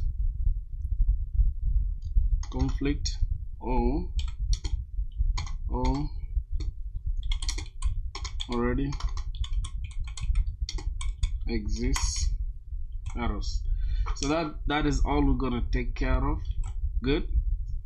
So this is 409, this is now 500. So now we have 400, 404, and 409. Good. Let's continue. Now in our logic, we're just going to throw new resource conflict exception, then we pass user with email. Oh god, I'm happy, bro. I'm in good moods today, dog. Things are entering my brain like butter, dog. Okay, let's go to user service, then we throw new resource conflict exception, and that is that. So we don't have to throw a generic exception. Good. Now after checking for the user, after checking for the duplicate, right, we also need to now finally save this to the database just like this. And after saving this user, let me see, after saving the user, now what's going on here first? Let's see. When it's thrown, validation failure. When it's thrown, entity not found, duplicate or conflicting resource, unhandled fallback, missing or invalid, no user for given ID, email already registered, and then any unexpected error. Good work. Now let's go ahead and check for what's going on here. That is cool. Let's check our service. Where is our service at? Okay, this is our service. So here we need to we have mapped this data and encoded everything. We save into the database. Now after saving to the database, that's when we need to generate our token. So let's go ahead and generate it. So we need to create a hash map called claims, and then we add to the claims, we need to add the email, and then we need to pass in the saved user dot get email. We need to also get their email. Okay, and then because we have a string and an object, so a string and an object having email, then the token will be JWT service dot generate token claims, and then we add in the save user dot get username. Okay, then we return the response DTO, we pass in this, and finally we return the response system dot printer JWT token, we pass in the token, and then we return that response. Alright, let's go and do just that. Right. The next thing we need to add here, private final JWT service as JWT service, just like that. Then we can now check here after the saved user. So first here we convert. What happens here? We convert DTO to entity. We're converting a DTO to entity. Then here we are encoding our we are hashing the password. You just say hashing password, and we need to save this user, to the database. And then finally, this is where we need to now go ahead and generate token.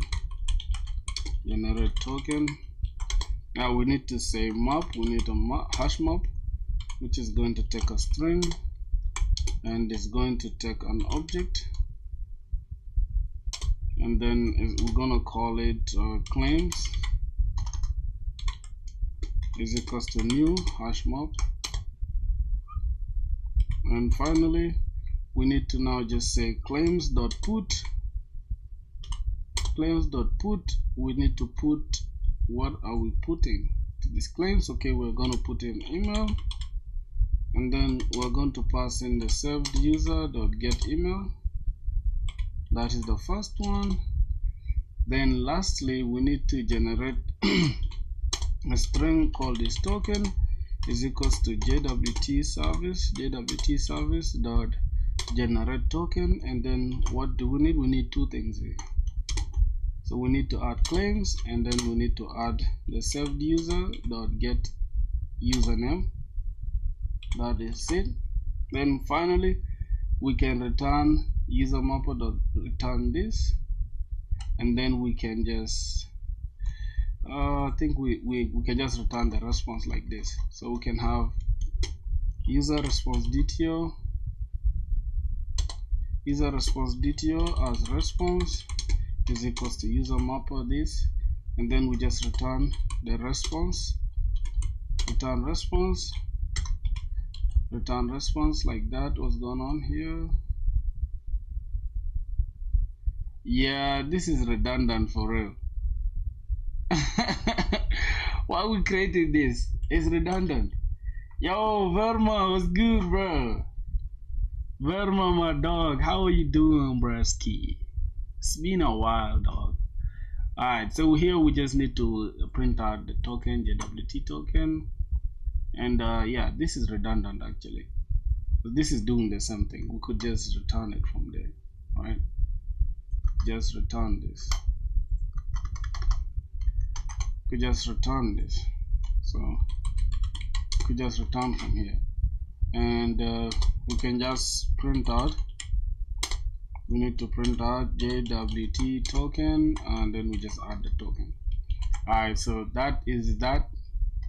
I think now our entire code is well documented and very clean. So this is to generate a token. We need to have the claims, a new hash map called claims, and then we shall add the email to the hash map, and then we also pass in the email of the served user, and then we create a token is equals to jwt service.generate token. We add in the claims that we just created, the claims which contains the email and then contains also the username, right, according to what we created in the JWT service just here. What we created in the JWT service, which contains generate token here. So we have these extra claims. First, we need a string and an object, and that's what we added, right? That's what we've added. We've added a string, which is this claims that contains a string, and then an object, string and an object. Okay, that is cool now. How you doing, man? Verma was good, bro. How's life? Okay, that is cool. Now this handles login. What's going on here? This handles new user registration, checks if the user already exists by email, encodes the password, saves user, returns response DTO with JWT. I think that is all. That is all really like with the JWT thing.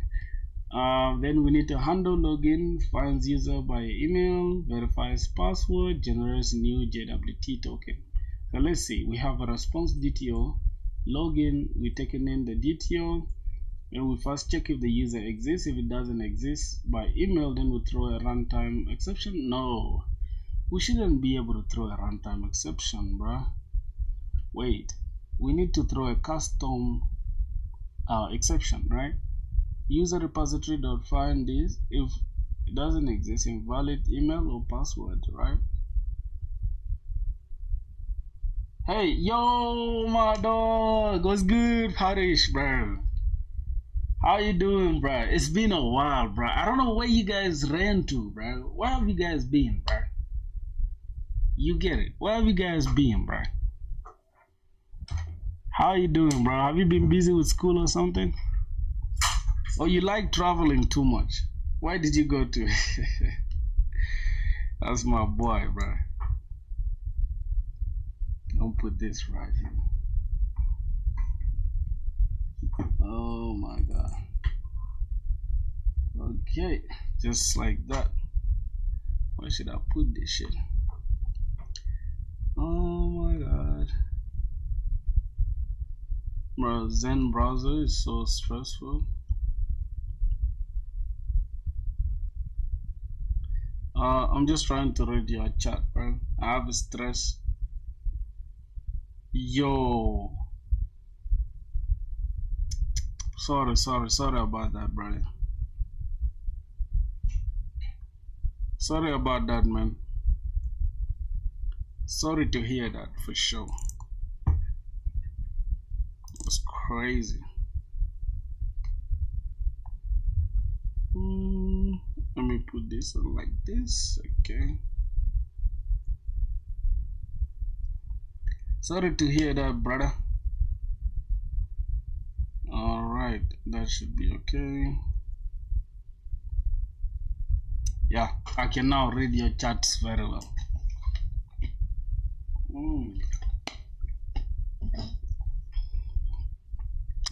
You learned a decent amount of SQL, Python, Cloud, this bucket. I'm trying to learn that use. I don't see the reason why people use Docker, because that software is directly in a PC too, right? Now, Docker is the best. Don't fall in that. You know, you don't do that. Run whatever you need with Docker, dog. Don't download them. Yeah, you need Docker, bro. I feel like if you want to like grow as a developer, always aspire to use the things that are, you know, industry standard. If people are using Docker, there's a reason why they're using it. It's not like they're stupid. You need to use Docker. I use Docker every single day. You gotta use it as well. Yeah. So just don't download things in your computer. It makes you look amateur, bro. You feel me? Alright, let's see. We first check if the user exists, fine by this, or else we throw invalid email or password. Okay, if the password encoder, if the password doesn't match this and the DTO password, then we pass in the user. Okay, hold on. First we check for the user, if the user exists, right? I mean, if the user doesn't exist. I mean, if the user exists. If the user doesn't exist, we throw an exception. Now, this is throwing a random runtime exception. That is not what we need. We need to like throw our own custom exception. So next thing, we need to check if the password encoder doesn't match the DTO, doesn't match the password that we have from the DTO and the password that is provided by the user, then go ahead and throw a runtime exception. Yeah, that's a problem there. Runtime exceptions a lot. Then here we claim claims, put the email, user get email, string token, generate token, and then user response. Okay, then we print out the token, we return the response. Oh, so that's it. So here we are check if the user already exists, returns a response DTO with JWT. Wait a minute. What are we doing? This JWT token, we have to user.get username. Wait, what's happening here? Are they not the same? Claims, and here we are passing in the saved user.get username. Are they not the same, really? I don't know. Maybe I'm tripping. Claims, new hash map, user.get email. Token is equal to JWT service dot generate token, and we generate token using the claims, and then we get the user dot. Oh, so this is the user. User.get user email. Username. Okay, makes sense. we get this saved username from the saved user in the database, and also we get this from the user that we are planning to save in the database. Alright, then we return this user mapper to user response DTO passing this user. Okay, I think now that is it. So let's try to do it our way, right? This is signing up a user. Let's go ahead and sign in a user. So this is for signing up a user or registering a user. Registering a user. That's registering a user. Then this is for logging in a user. Okay, logging in a user, we need to create public, not private, public. User response DTO. Here we need to say login user.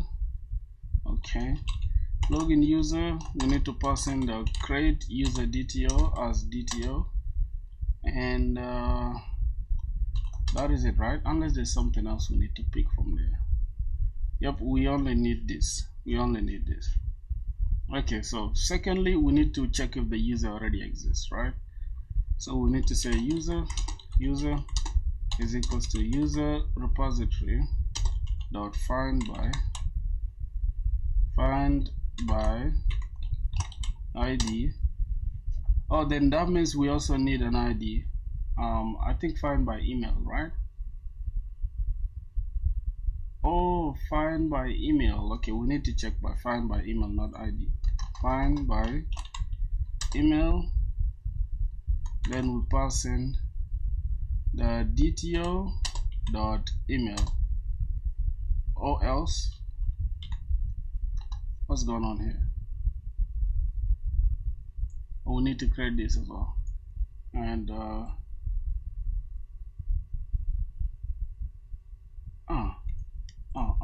are we not making a mistake?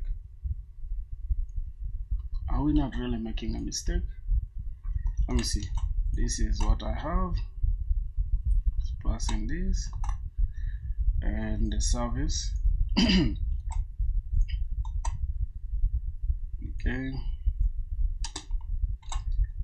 Why do I feel like the email exists and find by email do the same thing? Let me see. That's sharp observation. They seem similar on the surface, but they're actually different purposes. Behave quietly. Returns a boolean. What it does is the database does this. Row exists. Use case perfect for pre-check by preventing duplicates before creating a user. Throw new conflict, and then that is it. Use case for when you need to use user data, e.g. login or profile retrieval. Oh, so for logging in. Okay. So it stops searching. Let me see. So it stops searching as soon as it finds a match without loading the full entity. The return type optional if defined that way, which is safer. Performance heavier, it runs something like this.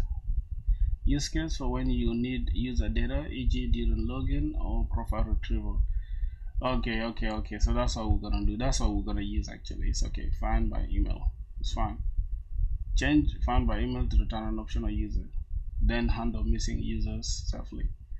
So we did return an optional user, and then we say this. If it doesn't exist, we throw this. Okay, fine. So inside here we need to return an optional user. An optional user related problem here, and then dot or else throw custom exception. We need to throw custom exception, which is new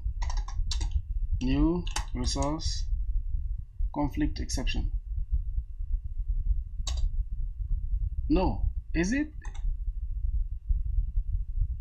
Yeah, new resource not found. So that's going to be user not found. Yep, new resource not found. And then user with this not found. User with the email dto.get.email not found. All right. Then after that, we can go ahead and first generate the JWT token. Good.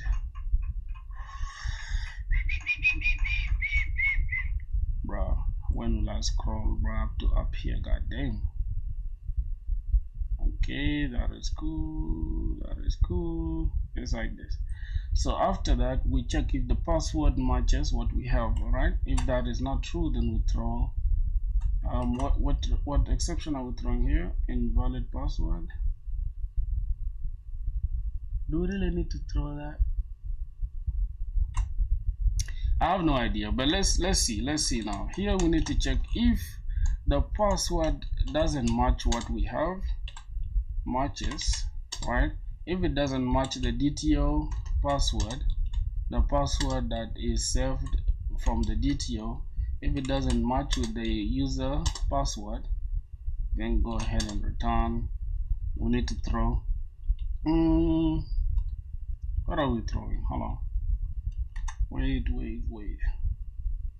Oh yeah, we need to throw a new runtime exception, invalid email or password.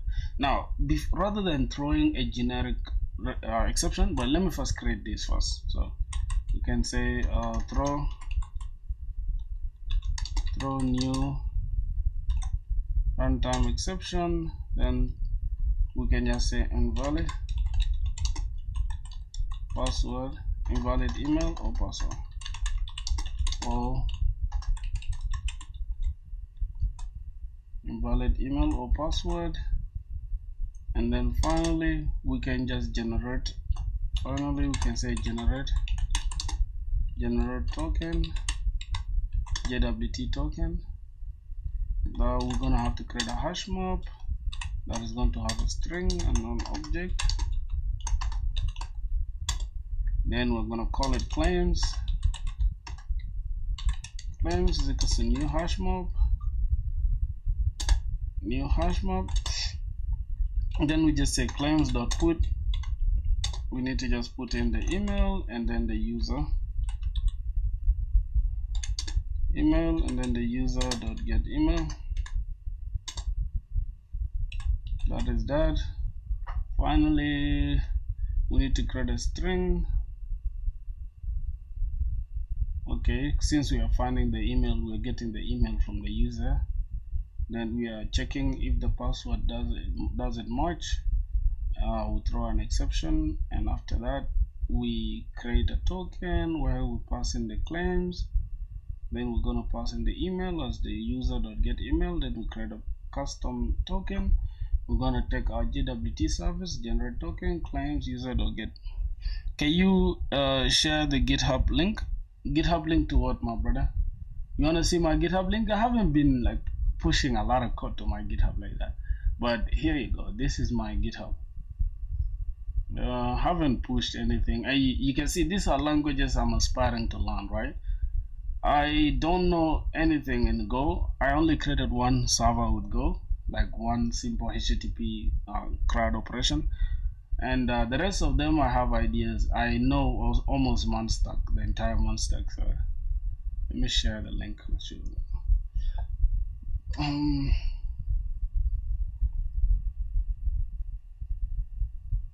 Okay.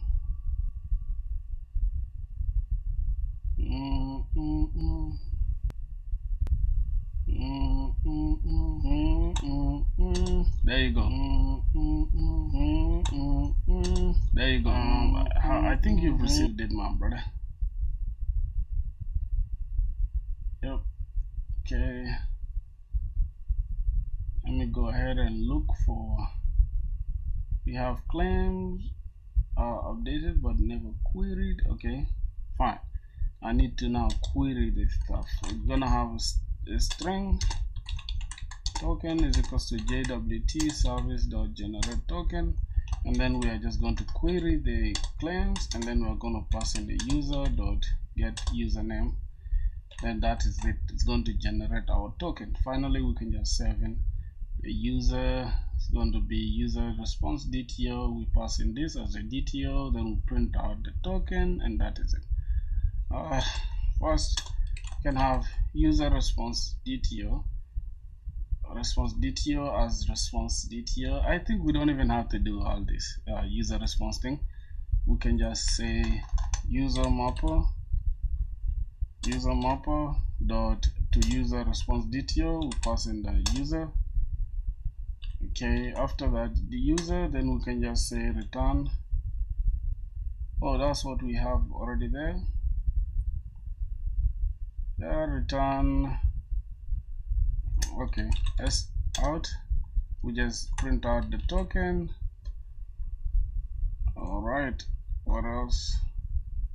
Now if we are already returning something, this is the user to the DTO, then response. This response here is redundant, bro. I swear to God, this is super redundant. It don't make sense. So we can just put this token thing in front. We put this token thing here, then we just say return from here. Return user. What's going on here?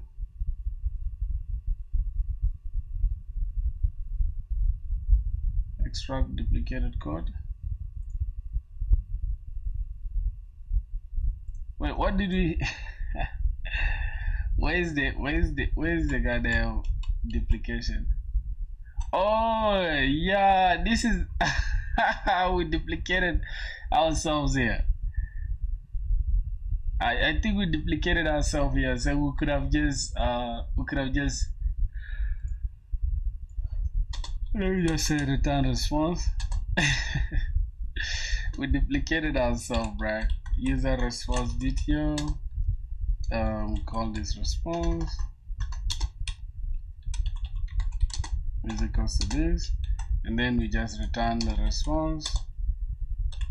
Yeah, and this response is inline variable. See, and we have duplication. Extract this duplicated code. Let's say get that. And where did we put it? Where did we put it, bro? Hold on, we extracted it. Where did we put it? I'm confused now. Oh, here. So this is user response DTO. So we are taking in user response DTO, and then we're saying get user response DTO. We pass in user says string cleanse new map cleanse or put. This is almost the same thing. You get the username, and then say print out this, and then we return this to the user. Then we can use this everywhere, right? We can say generate token like this. We return get user response DTO. We save the user. Get user response DTO, pass in the. Whoa, this is actually clean, bro. This is actually clean. This is the extracted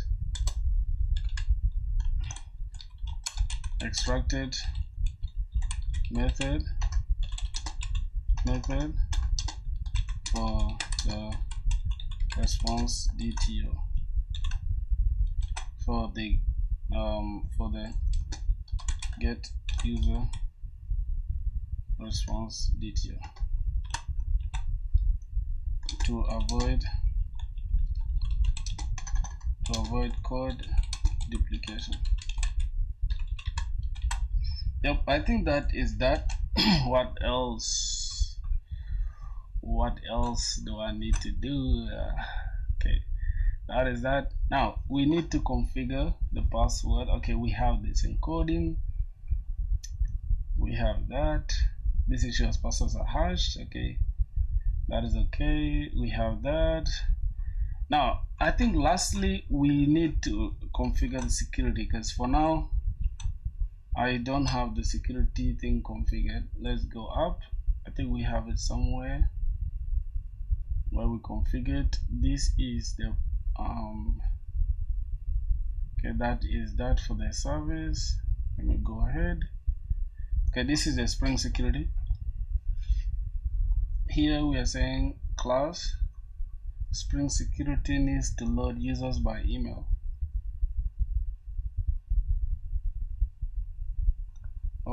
So let's go ahead and create that. Update is the security config. So this is the filters.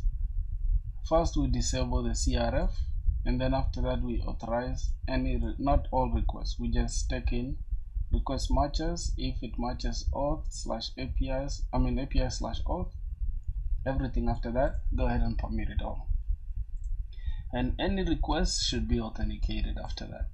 Then session management, session is equals to session creation policy.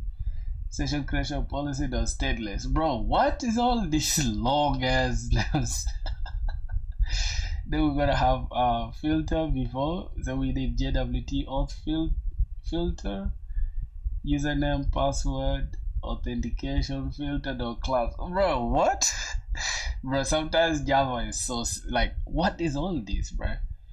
We have authentication managers, authentication manager, authentication configuration config, which throws exception if there's an issue. Return config.get authentication manager. Oh my god, this is crazy. So we need to go ahead and create the filter first, JWT filter. Now let me see, I haven't even created the login part yet. So we have this response entity. Okay, that is a service so far. Alright, so we need to first come here and then add this filter. This will intercept every request and check for a valid JWT before letting it reach controllers. So let's see. Class called JWT auth filter extends once per request filter. Private final JWT service, user details service. How do I have user details service? What? Void do filter internal. Protected void do filter internal. HTTP servlet request, HTTP servlet response. Filter chain as filter chain throws servlet exception, which is I and also IO exception. Did you get a job? And why is your background looks like that? I not get a job, bro. And my background is just I'm just chilling, you know. It's a clean background. It's a dope background, bro. So we have. How about you? I heard you got a job, right? You said it the other time. Final string auth header request.get header authorization. String JWT username auth header is equals to null. Starts with bearer. Filter chain dot do filter request response return. JWT is equals to auth header dot substring 7 username. Bro, why is this like super complex, bro? What? Jesus Christ, what's really going on here, bro? What? What is all this? I'm working to start my own business, drop shipping. Wait, so you got a job and now you want to do drop shipping? What? Which job is that? Well, boy, which job do you have, bro, that you have to do drop shipping on top of your job? Oh my god, right? And you keep hopping from job to job. That's crazy. Okay. Now, this is too complex. Make it easy for me to understand, and is it a must-have?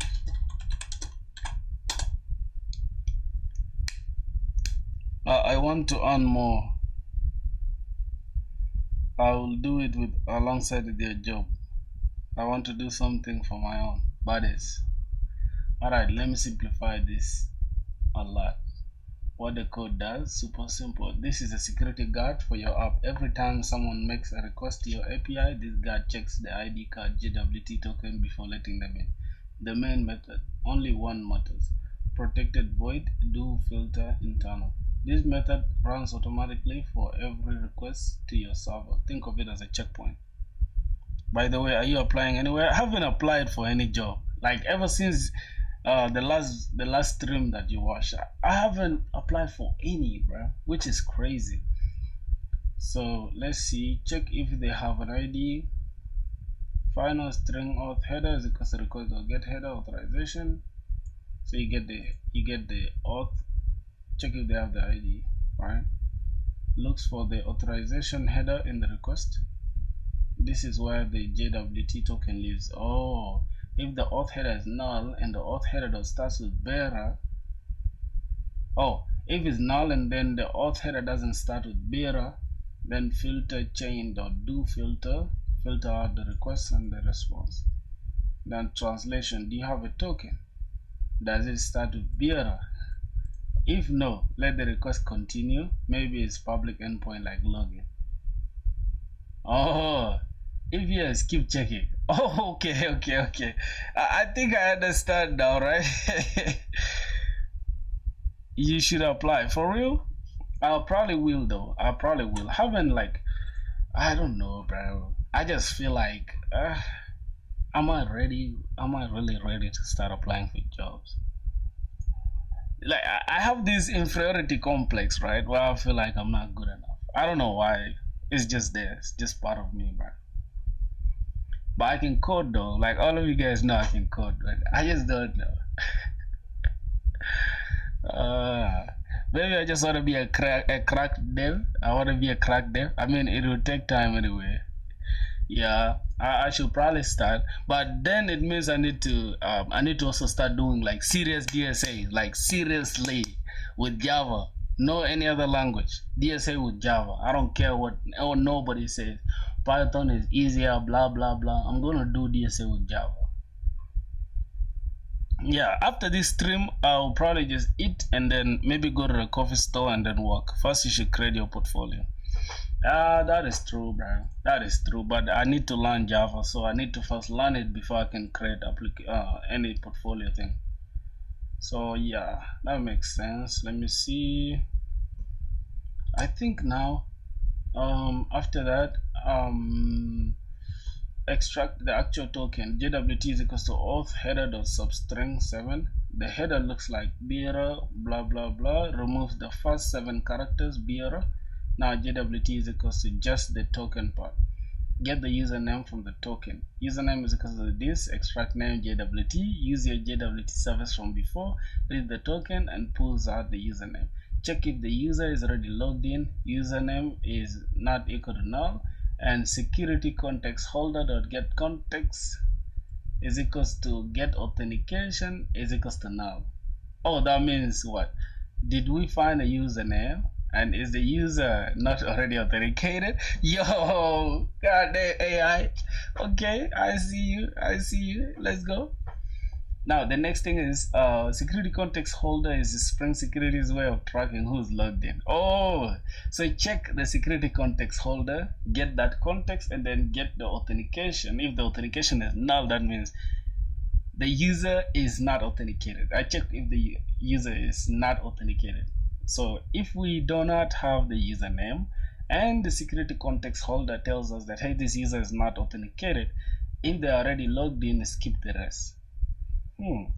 Now load the user from the database. User details is equals to user details service dot load user by username user. Goes to your database and finds the user. Gets their full info, which is username and password, roles and etc. Okay, validate the token. Did you change your house? No, not yet, bruh. I'm still in the same house. I told you guys it will probably be in like December or maybe the new year. Yeah, haven't changed the house yet. I'm still in the same house. Did you start to earn from Twitch or YouTube? None of that. And for my Twitch, bro, God, I don't know if you guys want to see what's happening on Twitch.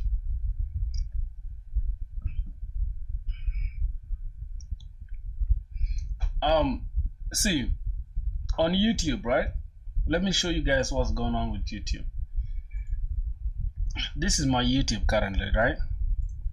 So what's going on YouTube is that we have a lot of things. Look at the way we are on a downward trend on YouTube, right? So if I go to like last 90 days, we made like 820, right? Last 800 last 90 days. And if I go to last 365 days, we've made 2,700. Now we are left with only 300 to complete the 3K, right? Let me go to earn section so you guys can see. Look, we are left with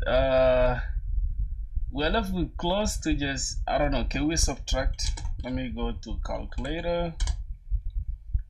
Let's subtract 3,000 minus 2,545, right? I think that is it, 2,545. Yep. And we are left with 455 to start getting this stuff on YouTube, right? So which is interesting. And for the Twitch, right? For Twitch is I'm left with what? I'm at 15 now. I'm left with 10. Yeah, I'm left with 10 to get my Twitch monetized. So once we get like 10 more followers on Twitch, then we start making money on Twitch. Yeah, money wise, I'm not really stressing about all that. I feel like that will come. I need to just make more content or better content, and also just put myself out there.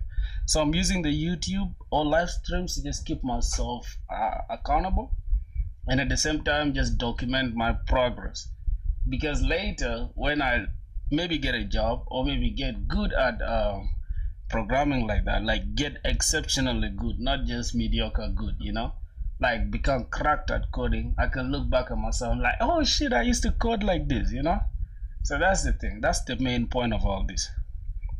Where am I getting money?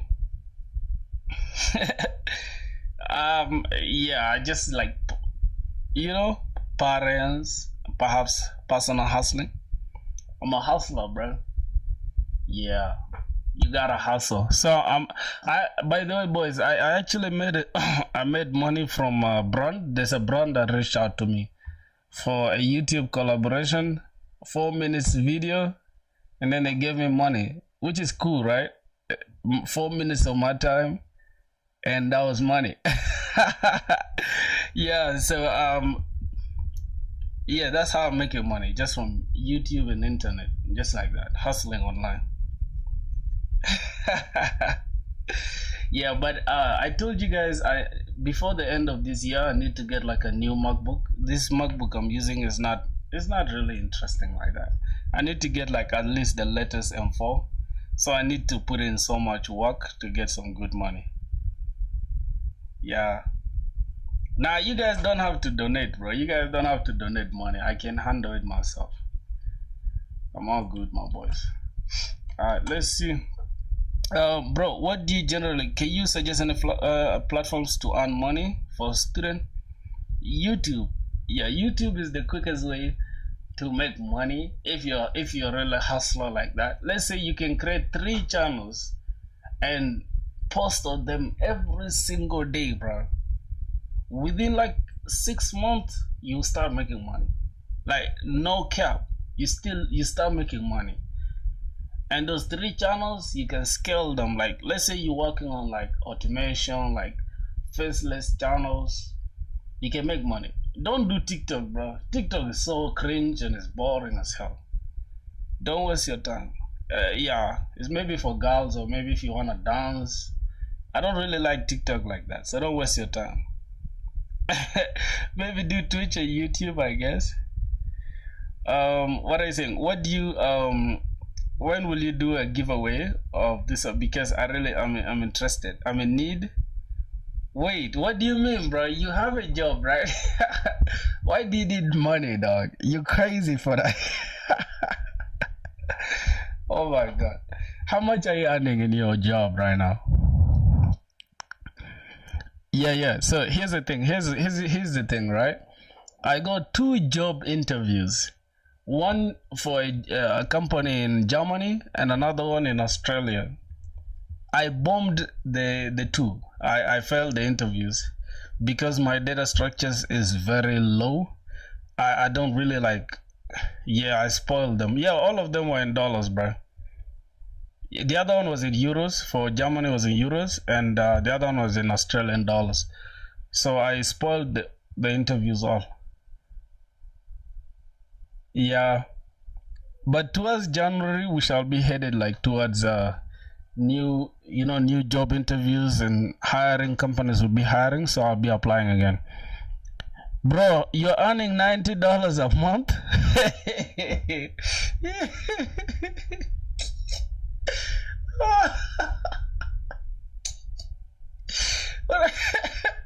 Bro, what platform do you do coding to learn data structures? I think lead code. I haven't done any data structures at all. I tried two questions. One was in what? One was about I think I did it on stream too. One was on two sum problem. The other one was like collecting rainwater or some medium and easy question. All of them stressed me. Since then I just gave up on lead code. I was just like focusing on building my skill set. Yeah, boys, but give me like a month from now, right? The new year I'll be crazy. I promise you guys. I hope you now understand why I need money. Yeah, bro, it's sad, bro. Cause why you doing that job, bro? A software engineering job. You earning $90 a month? Nah, I don't believe that, bro. You capping. Yeah. Nah, bro, you capping, bro. I don't believe that. You just gotta prove it to me. Listen, if you prove it to me, right? If you prove to me that that's how much you're earning and it's a software engineering job, I'll send you $100. I'll send you $100. I'll promise, bro. What I say? You should see the condition, what? No. Prove it to me. You're lying, bro. I don't believe that. Okay, how can you prove? Well, you need to send me your first paycheck, but it should be for a legitimate company though. It gotta be a legit company so I can believe you. Okay, send it on Discord. Let's continue. Let's see. We need to extract the actual token. Auth.header.subtract string. Get the username from the token. Username is equals to JWT service.extract.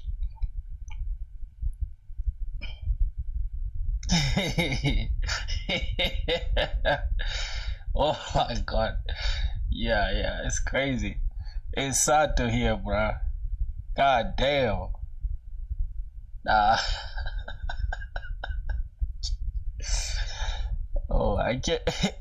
For the $100 will help a lot. What? No, I'm not. I didn't say I wanted to say you $100. You gotta prove it to me first. Don't expose it online. Why? Because your company will fire you. You gotta tell them to raise your money, dog. Check if the user's already logged in. Okay, user logged in. Translation. Did we use? Okay, I think that's okay. Load the user from the database and then validate the token. JWT is valid. Passing JWT user details again. Username. Use your JWT to check does the token belong to this user. Log them in if the token is valid. Use username password authentication token. Auth token is equals to new username password authentication token. User details null details dot get authorities auth token dot set details new web authentication details source dot build details and request security context auth token. Create a proof of authentication object and request details to wait tells break security. This users are logged in. Oh my god, let the request continue. Whoa.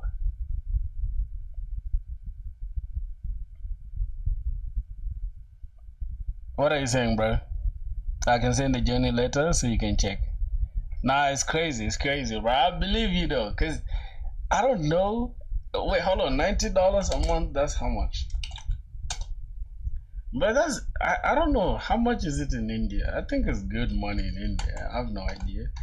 $90 a month times 12.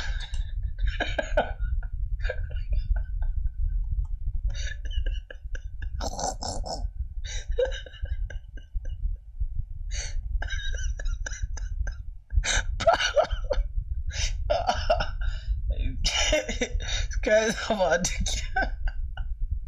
bro, you're making you're making $1,000 in a year, bro. Oh my god, I've never been this happy. No, this guy. How you making $1,000 a year? Like what in the hell is that? As a software engineer, I fail to believe that shit. I swear to God, bro. I don't know what you're doing, bro. But $1,000 the whole year? What's $1,000? $1,000 to Indian rupees. That's like how much? 1,000 to IR. What's the Indian rupees? Harry, I think it's whatever. Let's see. No, Indian. No, I mean $1,000. That is well, I think 88K in India. I think is okay, right? Yeah, bro. Damn, man, that's sad, bro. I swear, that's sad, bro. Sorry, dog. All good, all good, all good. Let's the request continue. So let's see whether the token was valid or not. Let the request proceed. If they are authenticated, they can access protected stuff. If not, other security rules will block them. Real world analogy. Imagine a nightclub. Bouncer checks your ID. This filter checks your JWT token. Raise your name on the ID. Extract username from the token. Checks if the ID is real and not expired. Validates token. Stamps your hand. Logs you in. Sets authentication in Spring Security. Lets you in. Passes request to your controller. Is this a must-have? Short answer, yes, if you're using JWT authentication. Why? Without this filter, anyone could send requests to your API. No way to verify who's making the request, no security at all. When you do not need it, you are not using JWT, maybe using sessions instead. Your app has no authentication, everything is public. The key parts, what you must understand. This one, it runs on every request. That's what once per request filter does. Extracts token from the header, looks for authorization, bearer, validates token, checks if it's real or not expired, logs user in, tells Spring Security who it is. What are you saying, bro? It's not good. What is not good, brother? You get it. You just find something to do, bro. You just have to hustle, bro. Cause if you're earning $1,000 the entire year, something must be wrong with you, bro. I swear to God. You just that job, you're using that job to get some skills. If that is it, then yeah, $90 a month is not bad. I would take it though if I really want to get the skills, right? Or maybe get that company in my resume. Because it's better for you to have a job in your resume than applying as a fresher without anything. Request comes in, quick visual flow. Yeah. Then that's cool, right? We all students, bro. We all grinding. You feel what I'm saying? We all grinding, bro. Yeah. But if I have money, if I have any extra, I'll let you know. That's what I'm doing. Yeah, for sure. Request comes in. Does it have a bearer token? No. Pass it along. Maybe it's a public endpoint. Yes. Continue checking. Okay. Extract username from the token. Is token valid? No, don't log them in. Yes, log them into Spring Security. Pass request to your controller. I think this makes sense to me, but the code is kind of complex. I can't lie to you. Let's go back. Let's close it. Yeah, no problem, brother. I'll let you know, definitely. At component required as constructor, we gotta pass in this. But what is with the user details service thing? I don't really know. I don't really know what that is. Okay, so I'm just gonna say let's generate the auth filter, because I have, this is what I have so far.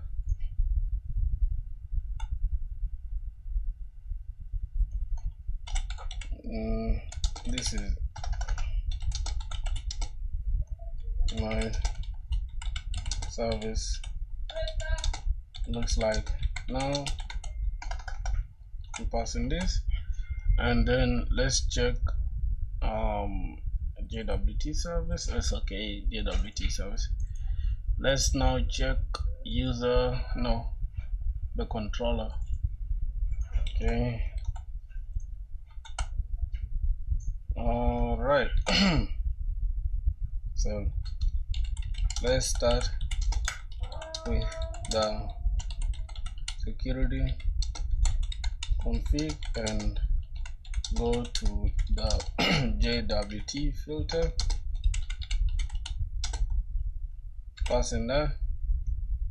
I don't know what I just passed right now, but I was supposed to pass in this instead. Security config, pass there, and then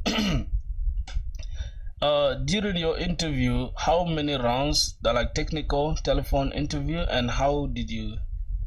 Yeah, the first one was this, where they call you and then they give you they ask you certain questions like, hey, your name, they first confirm, yo, is this Emmanuel, because that's my name, is this Emmanuel, this and that. Sometimes they like they ask a simple question like this and that, or if you're applying for like Java, Spring Boot, or maybe like Monster, they can ask you like, what is an event loop in this, like over the phone, so that they just see if like you are actually, you know, and then they can pass you like to the second round. Second round is basically DSA. They gave 2 questions, right, in 90 minutes. It was like 60 minutes, but then 55 minutes actually. Then they extended it like 60 minutes, then 90 minutes. After that, you pass the first round, then they go to the next.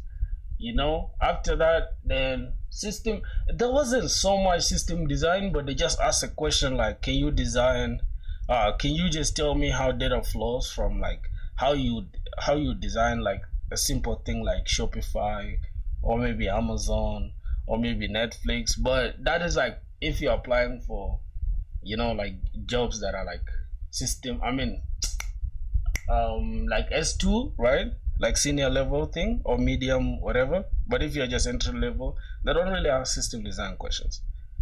High level and low level design.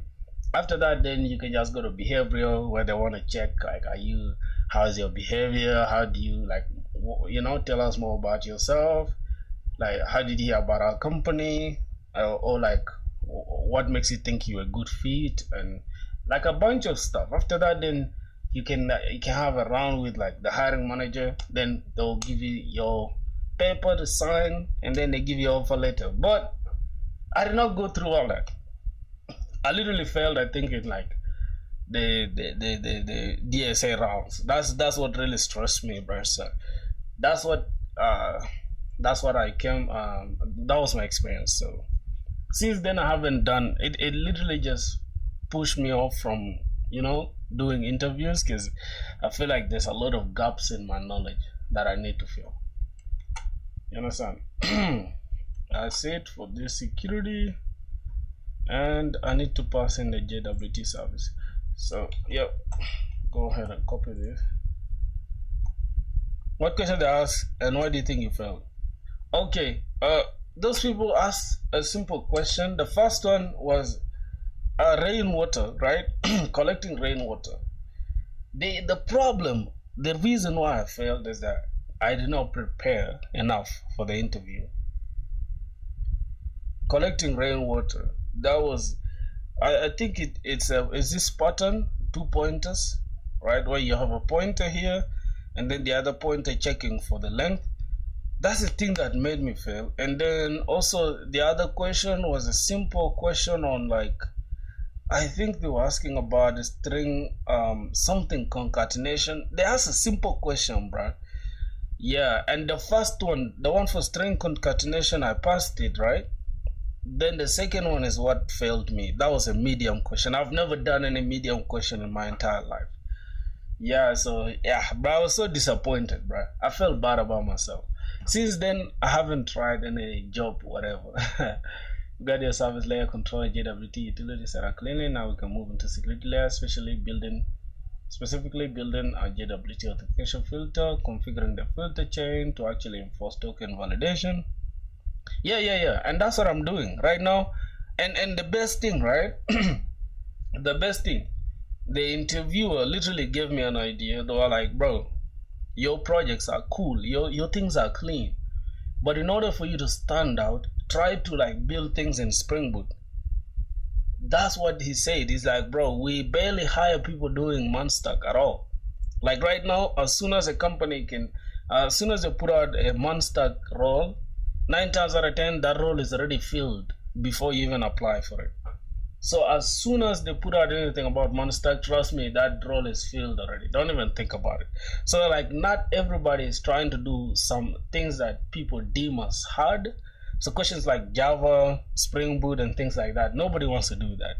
So if you be the only person doing it, you stand out. So that's what the interviewer told me. And since then, I'm like, okay, I gotta do that. You get it? Not everybody wants to do Java. I'm going to do it, and that's what really took that switch. I mean, that's the time I took that switch and started doing Java. What are you saying? Yeah, I can always improve for sure. Let's see, configuring filter chain to actually enforce token validation for protected routes. Okay. Yeah, for real. How about you, bro? You seem like you're so inquisitive, right? Have you started like applying for jobs as well? Or what's your experience? Or you haven't? And what's your skill level? What language are you doing? What framework are you even running? Create a JWT authentication filter. So this filter will intercept incoming HTTP requests, check if the authorization header contains a valid JWT, validate the JWT using JWT service. And then, okay, first we need to intercept incoming HTTP requests, check if the authorization header contains a valid JWT, validate the JWT using JWT service, set the authenticated user in the security context if it's valid. All right, let's see, clean improvements. We need to annotate this as a component, required argument constructor, JWT authentication filter, extends once per request filter. What's the time? 6:51. Okay, it's cool. Now we need to override the do filter internal, protected void do filter internal at override. Since we're extending this, so we need to override that method that is already inside the once per request filter. Do filter internal, we need to get the request and the response and then the filter chain. Then we throw servlet exception and also input and output exception. Yeah, bro, I'm also doing Java Spring Boot, and also I have knowledge in Munstack. I'm good in Java and proceeded to learn Spring Boot. Yeah, makes sense. I'm literally like a Munstack dev too, but I gave Munstack a quick break. Oh my god, I can't even speak. But I'm not good as you in Spring Boot. I'm at basic stage. I don't know security services. Wait, do you think I'm that good, bruh? I don't think I'm that good, dog. Do you think I'm that good? Honestly.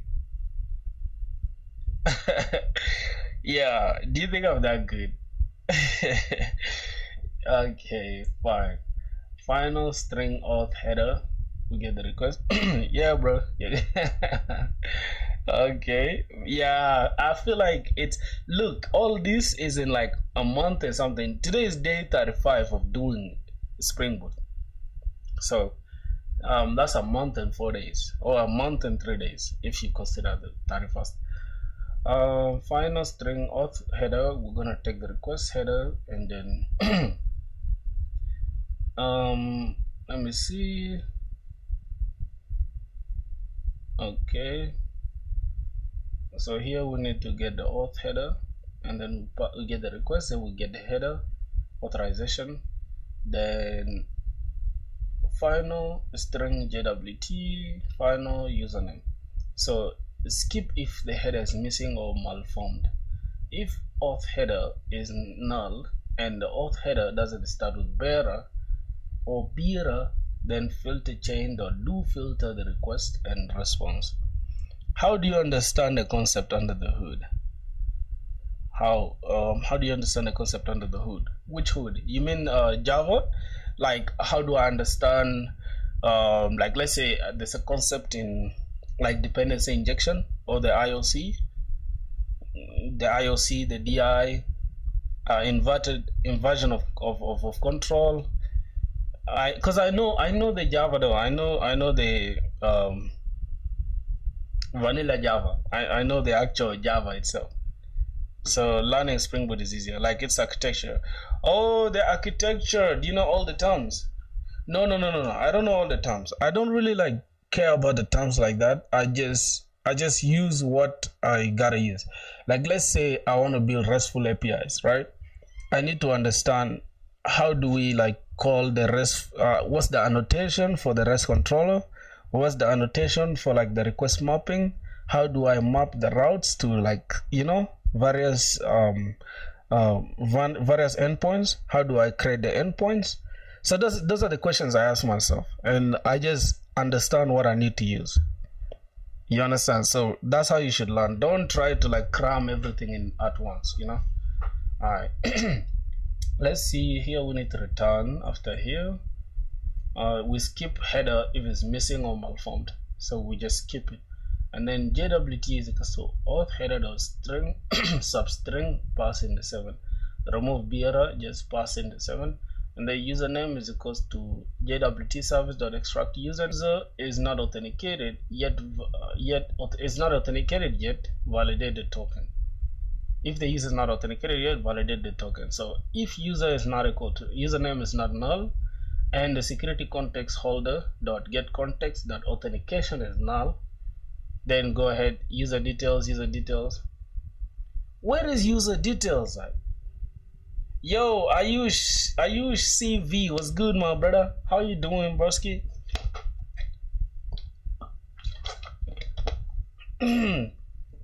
Yeah, bro, today we're going on a marathon, dog. I don't know how long we've been streaming for. Let me check the time. Today we have to finish this security thing, bro. I'm not gonna relax until I understand the security thing. Yeah, we've been streaming for almost 3 hours, which is cool. 2 hours and 42 minutes. That's great, bro. I think our record was like 8 hours. Bro, we sat down for 8 hours straight. Tell me that's not dedication, dog. Tell me that's not dedication. So how bad do you want it, my boy? You get 8 hours. That's our record, right? We also have 7 hours stream. We have 5 hours stream, like 2 or 3 5-hour streams. Yeah. I appreciate you guys for watching me, bro. Like, you guys don't know how happy I am, dog. Yeah, for sure. Ayush, what's good, man? Are you new to the stream? Welcome to the stream, my brother. We just be chilling online, having fun, coding and all that. What's going on here? Method is never used. Is token valid? Wait, where is it? Is token valid? Huh. Is token valid? Why am I not using it? Is token expired? Yeah. So, I mean, okay. How about you, bro? Like, what are you studying right now currently? What are you studying? Let's see. After that, JWT is equals to auth header dot this, remove the BRR, so we just get that. Hey bro, can you explain how this JWT works during login? That's what I'm actually trying to understand right now. But if I can give you my JavaScript knowledge, not JavaScript, but a little bit of what I was doing here in the service, let me show you what's happening in the user service. So in the login, right, you first check if user exists, if that email, right, of that user already exists in our database. And if that doesn't exist, then we throw an error.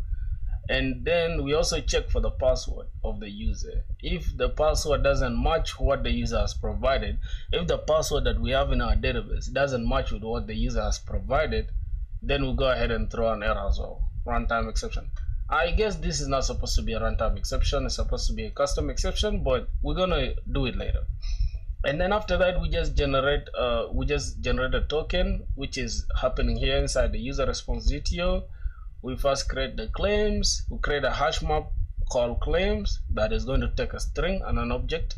And then inside that hash map, we put the email that is coming from the user, as you can see, user email. And then we also create a token that is coming from our JWT service that we generated by adding our email, which is here, these claims, and then we add the username. Right, so the token the token comprises of the email and the username, and then after that we just print it out. Now if you go to our JWT service, that's where the JWT thing is all generated. Now here we just sign in. We create a sign in, almost like a key, right? Like let's say a string. Like right now, if I go to Ghosty, let me open Ghosty in a sec. So I have Ghosty here, right? Let's say I need to generate a base 64 string, right? I can say open SSL. I think I have it here, open SSL, and then go ahead and generate a random number in base 64, and just let it be 64 characters. To generate it like this. Now we have a random string, right? Which is encoded, as a base 64, right? As a base 64 string. Now we come here and then we just decode it, right? Here we are storing it inside our properties. And then we have the expiration here, which is like in 24 hours it should expire. So that string, we are calling it here as the secret key.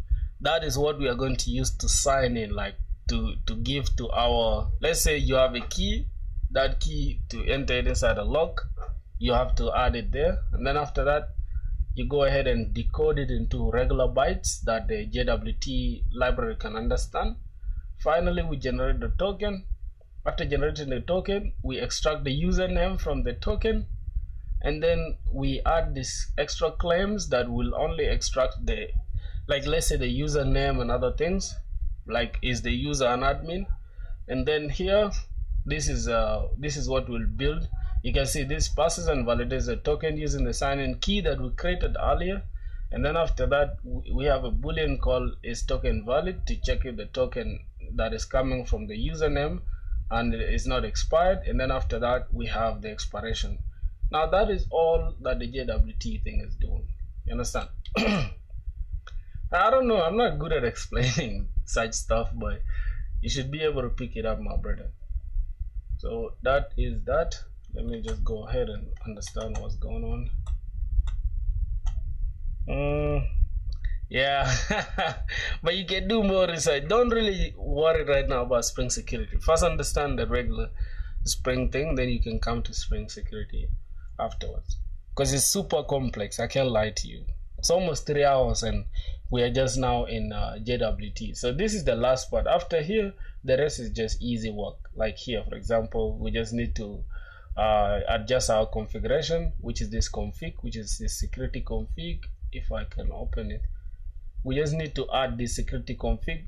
Here by default, we are just permitting all requests, but after applying the JWT thing, we shall come and customize here so that we can only restrict or give authorization or authenticate certain routes to only go through our application.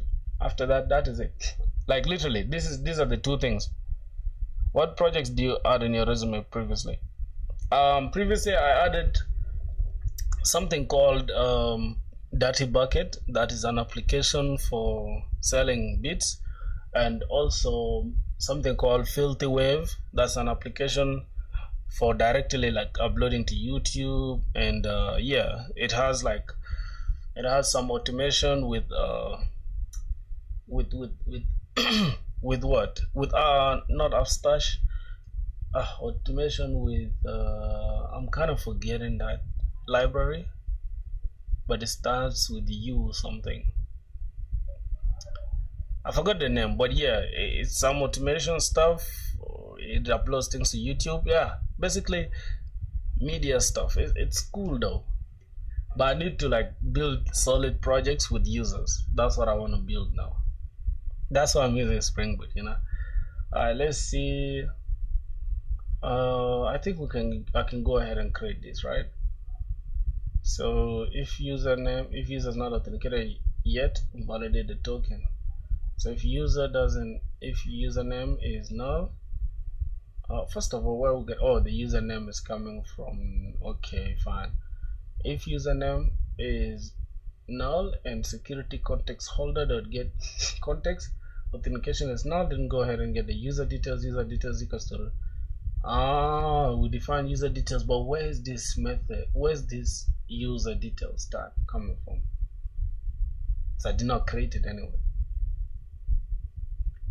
I think it's supposed to be user, right?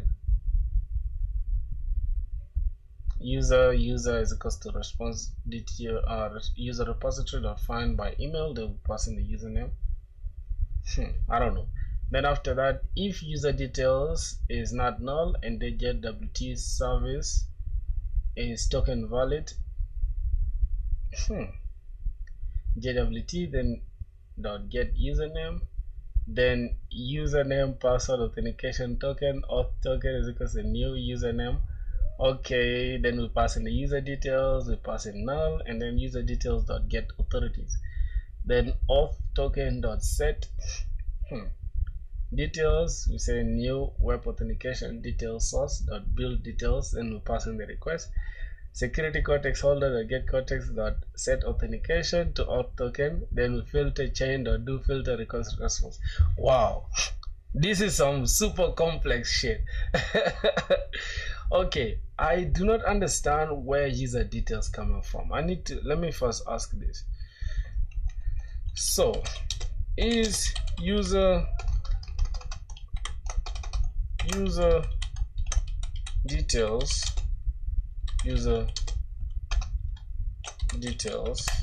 same as user because in my app the model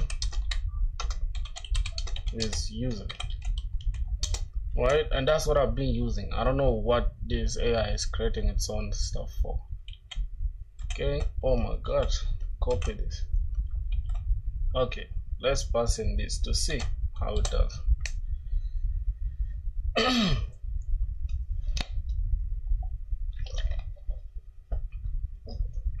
Here's the breakdown. This is your JPA entity. The class are mapped directly to database table users. Its job is purely database persistence, represent what served, and this is whatever user Spring security interface. This is part of Spring security. Oh, it represents the user, the security view of a user. This is how the system sees an authenticated user. Oh yeah, so we're just gonna call it as user details. Oh my god, we've reached our stuff. Okay. What entity to implement user details? So we can say public class user implements user details, then this is that. Nope, we're not gonna do that. If you prefer to keep your entity clean, you can also create a separate adapter like this. Custom user details implements user details, private final user custom user details, it passes in the user override get name. No. In short, user database representation, security implementation. Okay, so can we use it as is, like leave the user as user and then just use the user details coming from Spring Security.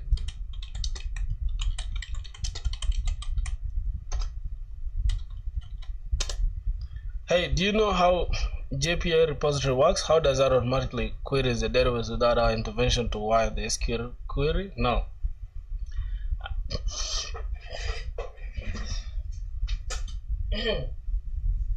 I don't really bother. That's a good question, by the way. But I haven't really like worried myself with all that. I understand it creates like it's almost like Hibernate, which is an ORM that talks to the database, almost like when using Prisma ORM with JavaScript. But I haven't really like gone into details with Spring Data JPA like that. I should, for real. I should know what's happening. But all I know is that as soon as you create a user and turn it, as soon as you create a class called user or anything, and then just put at entity and then a table name or whatever, then that becomes an entity in the database. That's just the idea I have, but I have no idea how it does it behind the scenes. I really don't know, to be honest. Okay, that is that. Now create user details adapter.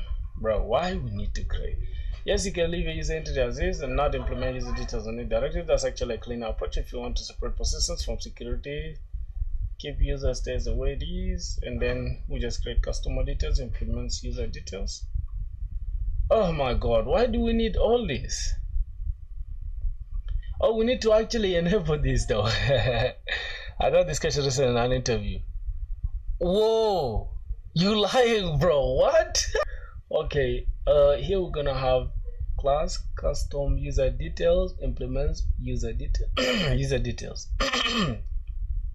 Private final user.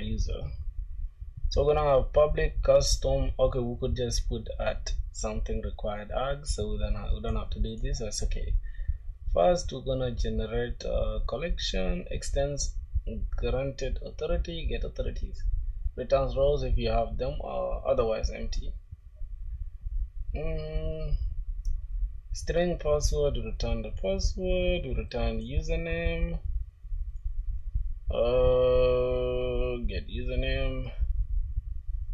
Okay, then here we return is account expired, is account non-locked, is credentials non-expired. Bro, what? Why does it just look complex like this? Custom user details service implements user details service. Nah, this is now complex. This is getting complex. I can't lie to you guys. I don't know what's going on. All of a sudden, the entire code base is becoming heavy now. This is kinda complex. Can we just use user details as is? User details as is. What projects do you add in? Okay, I think I answered that question already, my brother. You can make your user implement user detail directly. It's simpler for small projects, but you mixing your persistence model with security concepts. That said, it works fine.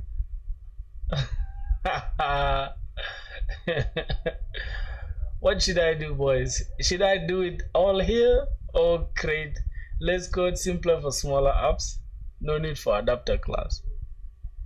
Ayush, oh bro, why are you deleting your stuff? What's going on, my dog?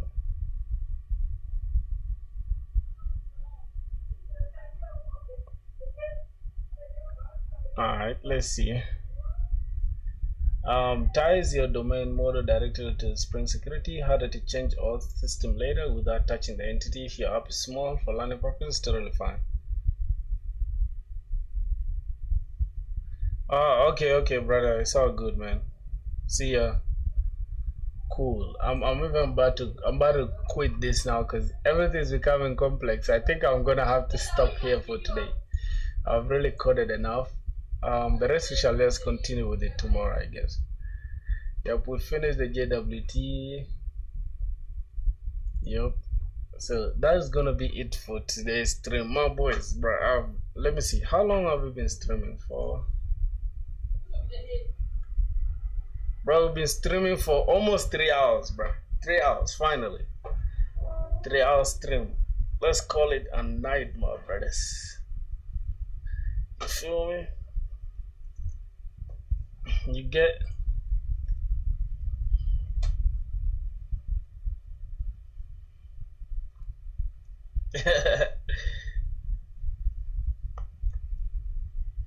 Yo, boys, what a productive day, bro. Hold on. What a productive day, bro. Look at that. We've been streaming for almost 3 hours. Yes, sir. Let's see. Countdown. 5, 4, 3, 2, 1. Let's go. 3 hours stream, bro. Stop playing with me. Hold on. Why is it not? Yep. 3 hours stream, my boys. Let's get it. We've been super productive, as y'all can see, bro. We've done a lot of JWTs, all that stuff. So yeah, let me just end the stream, bro. Bro, I'm still studying university. I'm still in uni, bro. I'm still yeah, I'm still in uni. I'm in my 3rd year though. I'm left with 1 year. So see you guys, boys. You get it? Let me just go and rest now. Go have food or something. See you guys tomorrow.